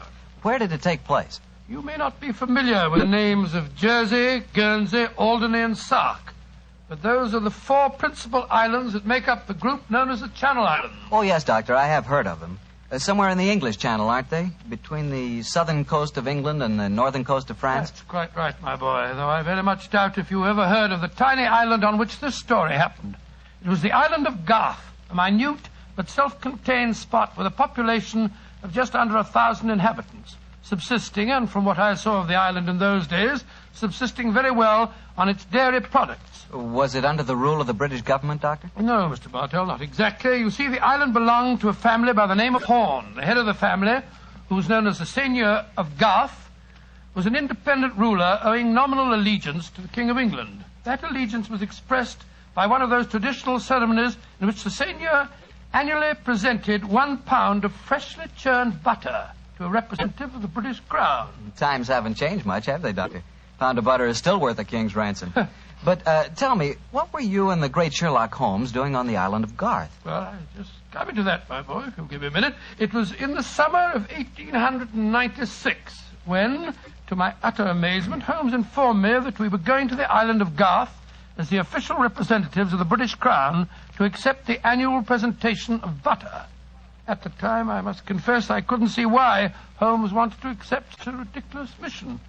It was only as we approached the island in a small fishing boat that he told me a great deal more was at stake than a pound of butter. Unfortunately, Mr. Bartell, I'm not much of a sailor, and as the wind was blowing hard and the sea racing, I'm afraid I wasn't a very intelligent companion.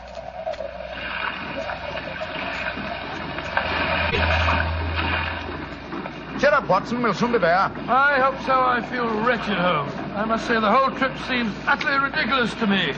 Plunging and bobbing about in a little boat in a raging torrent just because somebody wants to give somebody else a pound of butter. Dear old Watson, you don't really think our mission is so innocuous, do you? Then why are we going to the island of Garth? We're going to the island of Garth at the express wish of its present ruler, Martha Horn. Martha Horn? I never heard of her. Extremely spirited old lady. And the only woman who dared tell a certain resident of Windsor Castle that she looked devilishly dowdy for an empress. Great Scott, you mean that I mean, Watson, that Martha Horn's behests are not lightly disregarded. Obviously, she wishes to see me urgently. Also, my brother Mycroft put pressure on me. He reminded me that a visit to Garth might be closely allied to this emerald tie pin I wear.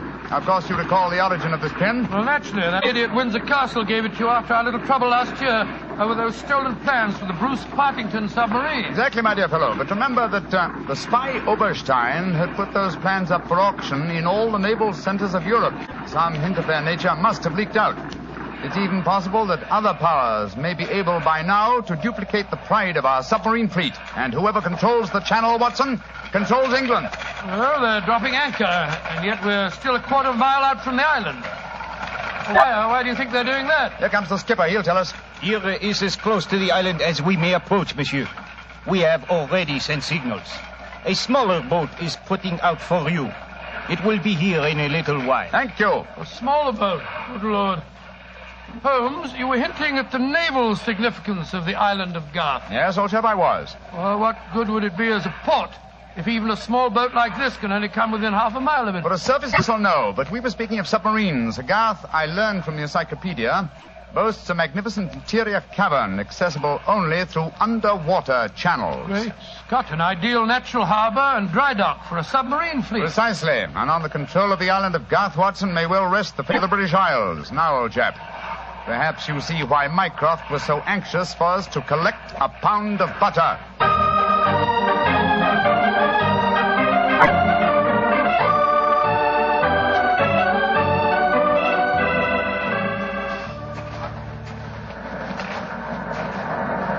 Holmes, doesn't it seem wonderful to be on land again? First the fishing smack, and then that wretched little rowing boat. Then the bucket swinging us up the face of the cliff. Now at last I can stretch my legs. Steady, old chap, steady. Let me give you a hand. You'll soon get your land legs back again. Thank you. I'm a bit shaky, I must confess. Hello? Who's that couple walking towards us? Our welcoming committee, no doubt. How do you do? Mr. Sherlock Holmes and Dr. Watson. Permit me to present myself. I am Dr. Hugo Oberwald. How do you do, sir? How do you do, Doctor? And this is Mrs. Reeves, the housekeeper at Horn Castle, where you will be staying. How do you do? How do you do, Mrs. Reeves?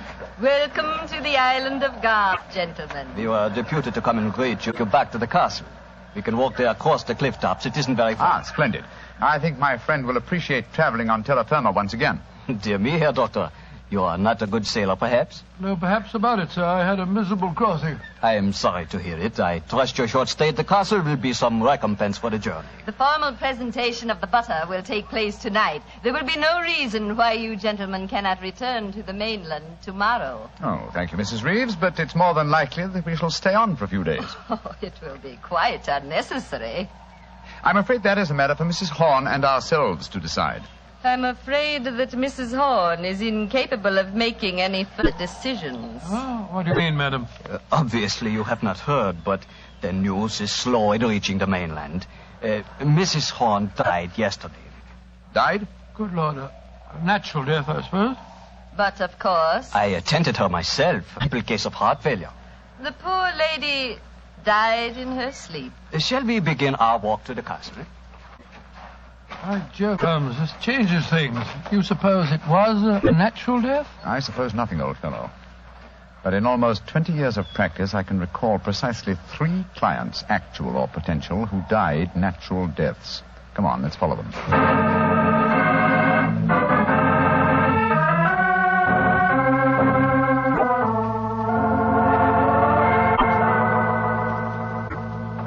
Mr. Sherlock Holmes, Dr. Watson, this is Mr. Christopher Horn, grandson of Mrs. Horn and the new ruler of Garth. How do you do? Hello. How do you do, sir? Very nice of you fellows to come over here. Too bad you had to arrive just as the poor old gal kicked the bucket, though. Allow me to offer my condolences on your grandmother's death, sir. Yes, indeed, Mr. Horn. Thank you. It was a ghastly business. I found her, you know. Christopher. Frightful sight. There was an awful silly grin on the old dear's face, and... Don't you think it would be more to the point if you were to explain the ceremony in connection with tonight's presentation? You're right, Reeve. Reeve is a terrible tyrant, but she is efficient. Don't know what I'd do without her. Always ran everything for poor old Granny. Why, when the old girl was ill, she... Christopher, I gave you a schedule of the ceremonies this morning. What did you do with it? Dash it, Reeve, I don't know. Must have missed it. And I have my own copy in the study. I swear I don't know what I'd do without you. Excuse us a moment, gentlemen. I'll be back in a jiffy.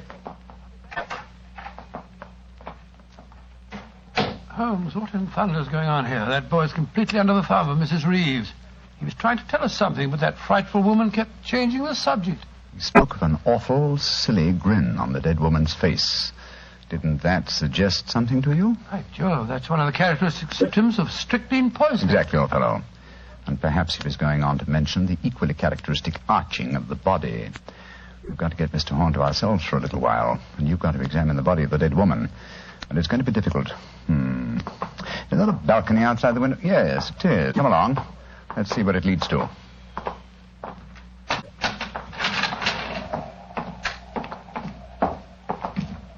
The balcony seems to lead right round this particular wing of the castle. Must have served as a lookout in the olden days. I wish the balcony were a little wider. Must be a sheer drop of a couple of 100 feet down to the rocks below. Yeah. Hello. These must be the windows of the room adjoining the one we just came out of. Let's go a little closer, shall we? We may be able to find out something. Can you see anything? Yes. They're in there. Mrs. Reeves and the boy. She's leaving the room. Now's our opportunity. I'll tap on the window.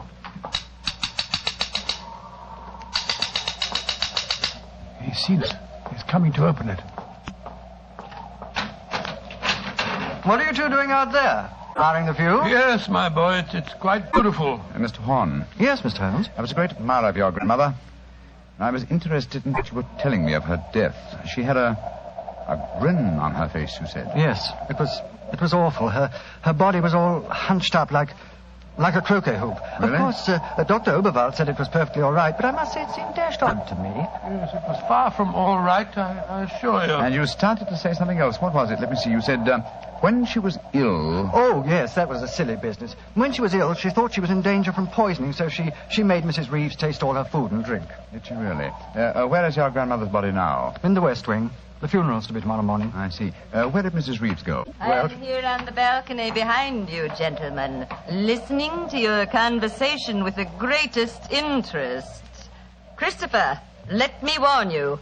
These men are the emissaries of the British government. They would stop at nothing to take the island over. These men are trying to influence you against me, against Terevi, who has looked after you ever since you were born, and who tries to protect you now that your grandmother has gone and you are alone. Yes, I know, Reevy, but after all... That is your pride as the head of the Horn family, the Seigneur of Garth. The Garth that I'm trying to save for you.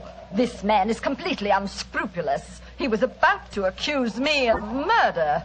Weren't you, Mr. Sherlock Holmes? The thought had occurred to me, Mrs. Reeves. Of course it had, because you wished to poison Christopher's mind against me. Well, Mr. Holmes, we have no police on the island of Garth. Our only law is the word of the Seigneur, and Christopher now holds that title. Seigneur, what do you say? Will you allow an Englishman to blind you by accusing me of being a murderess? Mr. Holmes, Dr. Watson, I shall meet you at the ceremony tonight. Beyond that, I don't care to speak to you again. Good day. A shame to spoil your plans, isn't it, Mr. Holmes? Well, upon my soul. Magnificent, Watson. Magnificent. A murderess who seeks to defeat me by accusing herself. Superb. It's a new game, my dear fellow, and one that must be played to a finish.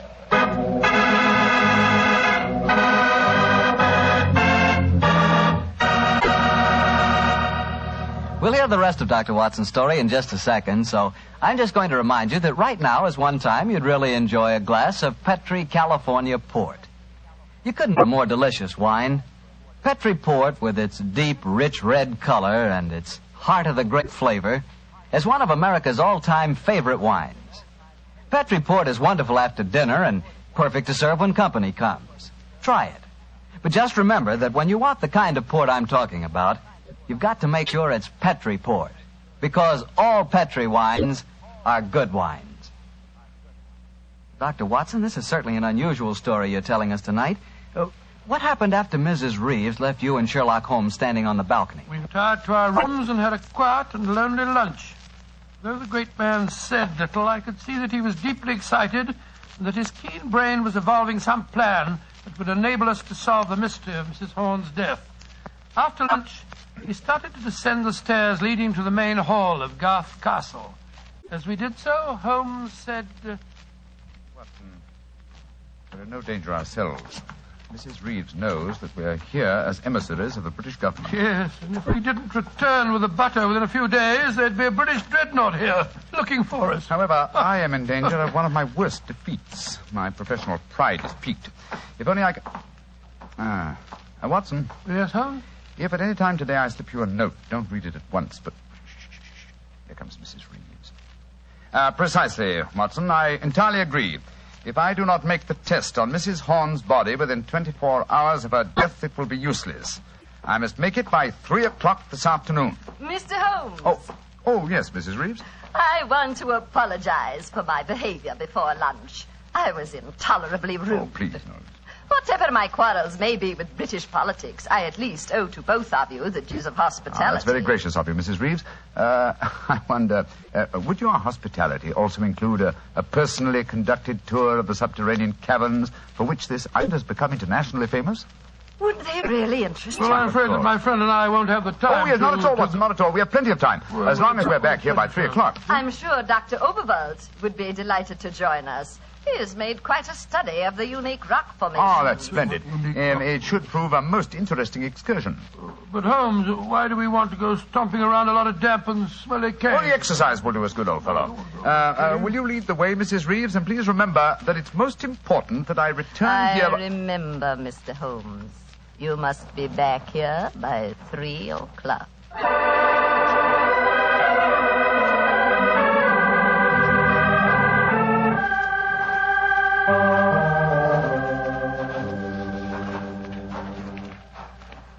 A little further, Mr.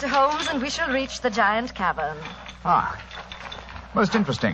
Watson and Dr. Oberwald seem to have lagged behind us somewhat. They will be here in a moment.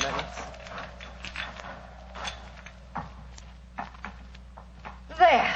This is the giant cavern. Ah, magnificent. Truly a miracle of nature.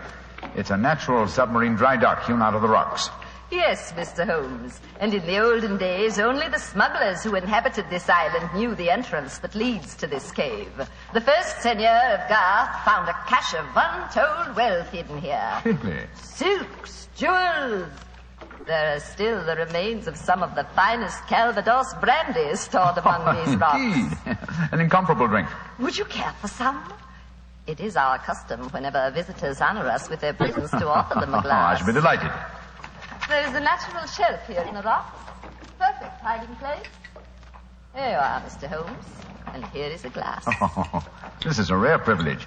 I imagine that very few people have been offered it. Only our most distinguished visitors, I assure you. This cavern is completely inaccessible from the outer sea, I presume. Completely. Unless, of course, ships could swim under the sea. Which, as you know as well as I, they can, Mrs. Reeves. Even outside the imaginings of Jules Verne. Indeed.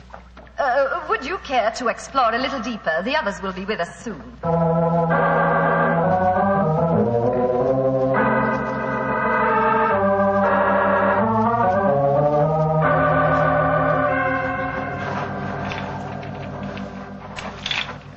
Dr. Oberwald, the others seem to be some way ahead of us. Yes, they do, don't they, Doctor? Holmes? Holmes, where are you? Dear me, I'm afraid we cannot follow them. Huh? What do you mean? The next cavern is already cut off by the rising tide. Great Scott, you mean that they're cut off? I am afraid so. But do not worry here, Doctor. In a few hours, the tide will recede. They are in no danger. Just, shall I say, temporarily marooned.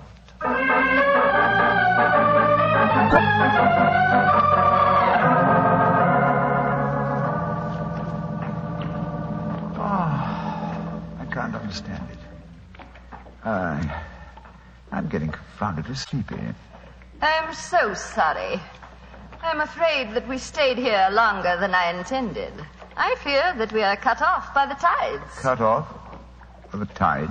We're in no danger. In a few hours, we should be able to return. But I'm afraid I cannot get you back at 3 o'clock, which was the time I promised. But it's vital. Absolutely vital that I get back. I'm so sleepy. But please keep talking. I must keep awake.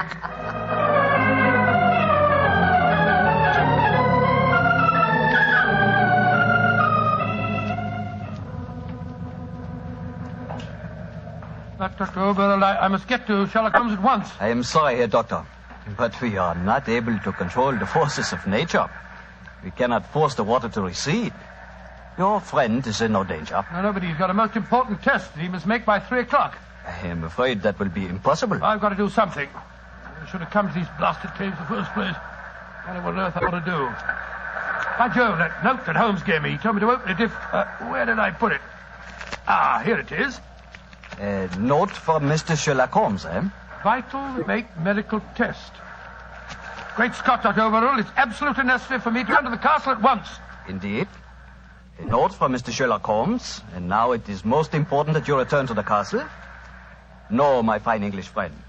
I am afraid I cannot allow you to. Oh, I don't know how you propose to stop me, sir. You see this revolver? And do you see this stick? I warn you, Herr Doctor. Oh, no, you don't. I'm sorry you can't hear me, Dr. Oberwald, but when Sherlock Holmes gives me orders, I carry them out.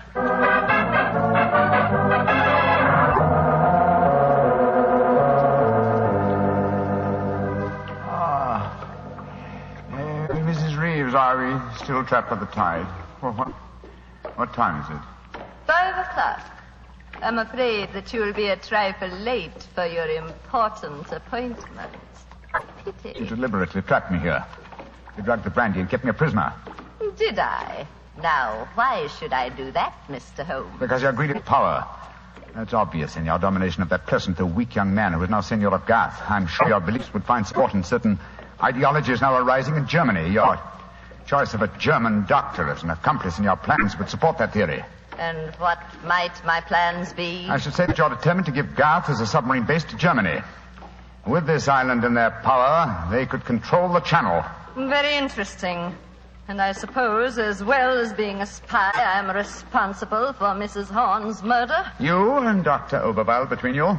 She was too strong for you. You had to get her out of the way. You probably made subtle attempts on her life at first, the origin of which you did not realize, but which caused her eventually to send for me.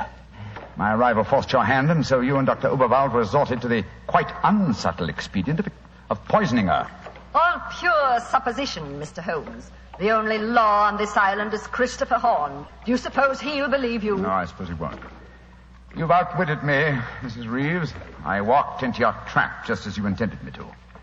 Then in that case, you may collect your pound of butter tonight and return to the mainland tomorrow. Mrs. Reeves, how much longer do we have to wait for the tide before we can make our way back to the castle? We can leave now. We could have left at any time. There's another secret entrance that is above the tide level. I merely had to make you overstay the hour of your test. I could not risk Christopher's seeing definite proof. Come now. I shall lead you back. You fool.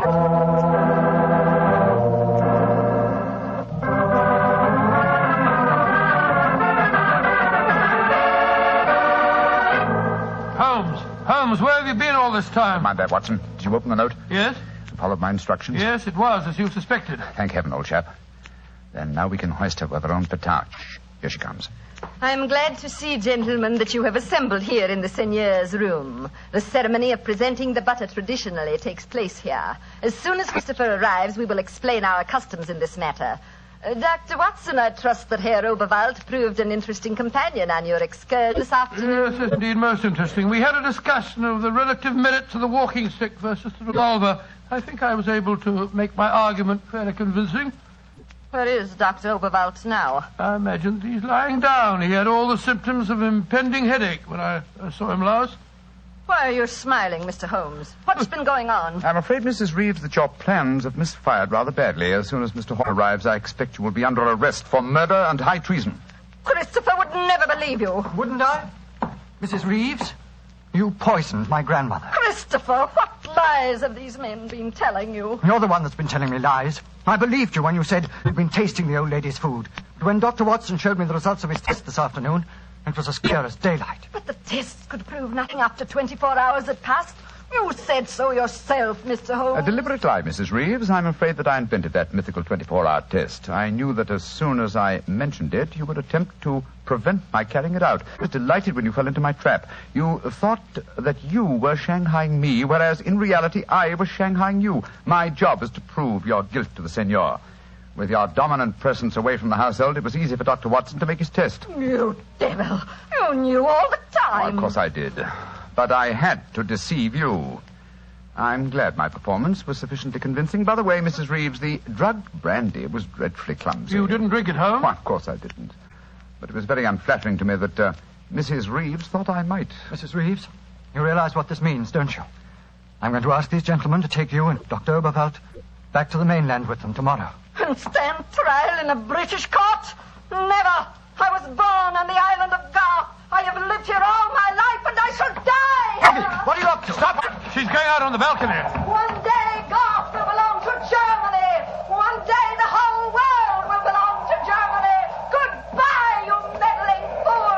Goodbye. Great Scott, she's gone. It must be a couple of 100 feet to the rocks below. What a dreadful thing. I still can't believe she was a murderess and a traitor. Now, it's shocking. A shabby finish to a shabby business. Mr. Horn, I suggest that we make sure Dr. Oberwald does not escape justice, and that we then perform the ritual presentation of the butter. Yes, Mr. Holmes. The island of Garth will still contribute to England, and I think it always will.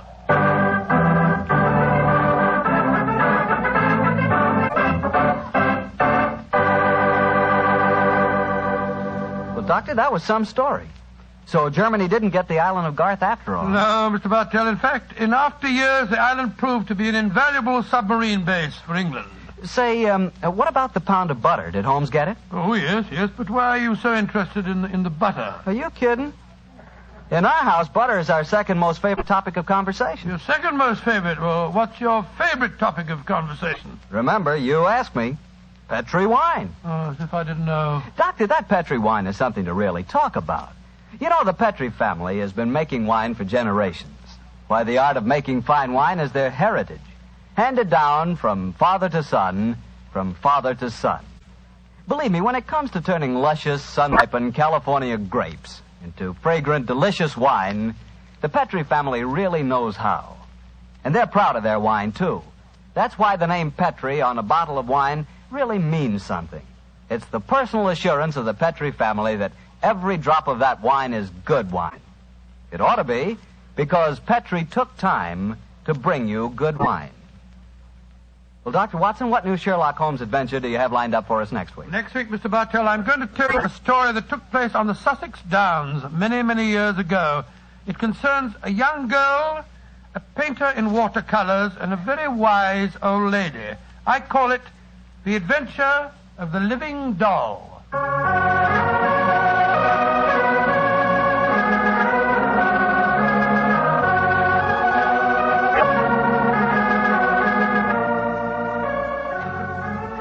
Tonight's Sherlock Holmes adventure was written by Dennis Green and Anthony Boucher and was suggested by an incident in the Sir Arthur Conan Doyle story, The Adventure of the Bruce Partington Plans. Music is by Dean Fosler. Mr. Rathbone appears through the courtesy of Metro-Goldwyn-Mayer, and Mr. Bruce through the courtesy of Universal Pictures, where they are now starring in the Sherlock Holmes series.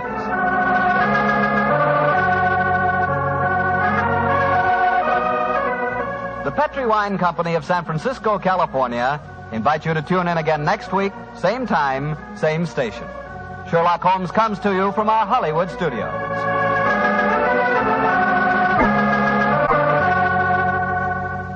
This is Harry Bartell saying goodnight for the Petri family. For a solid hour of exciting mystery dramas, listen every Monday on most of these same stations at 8 o'clock to Michael Shayne, followed immediately by Sherlock Holmes. This is the Mutual Broadcasting System.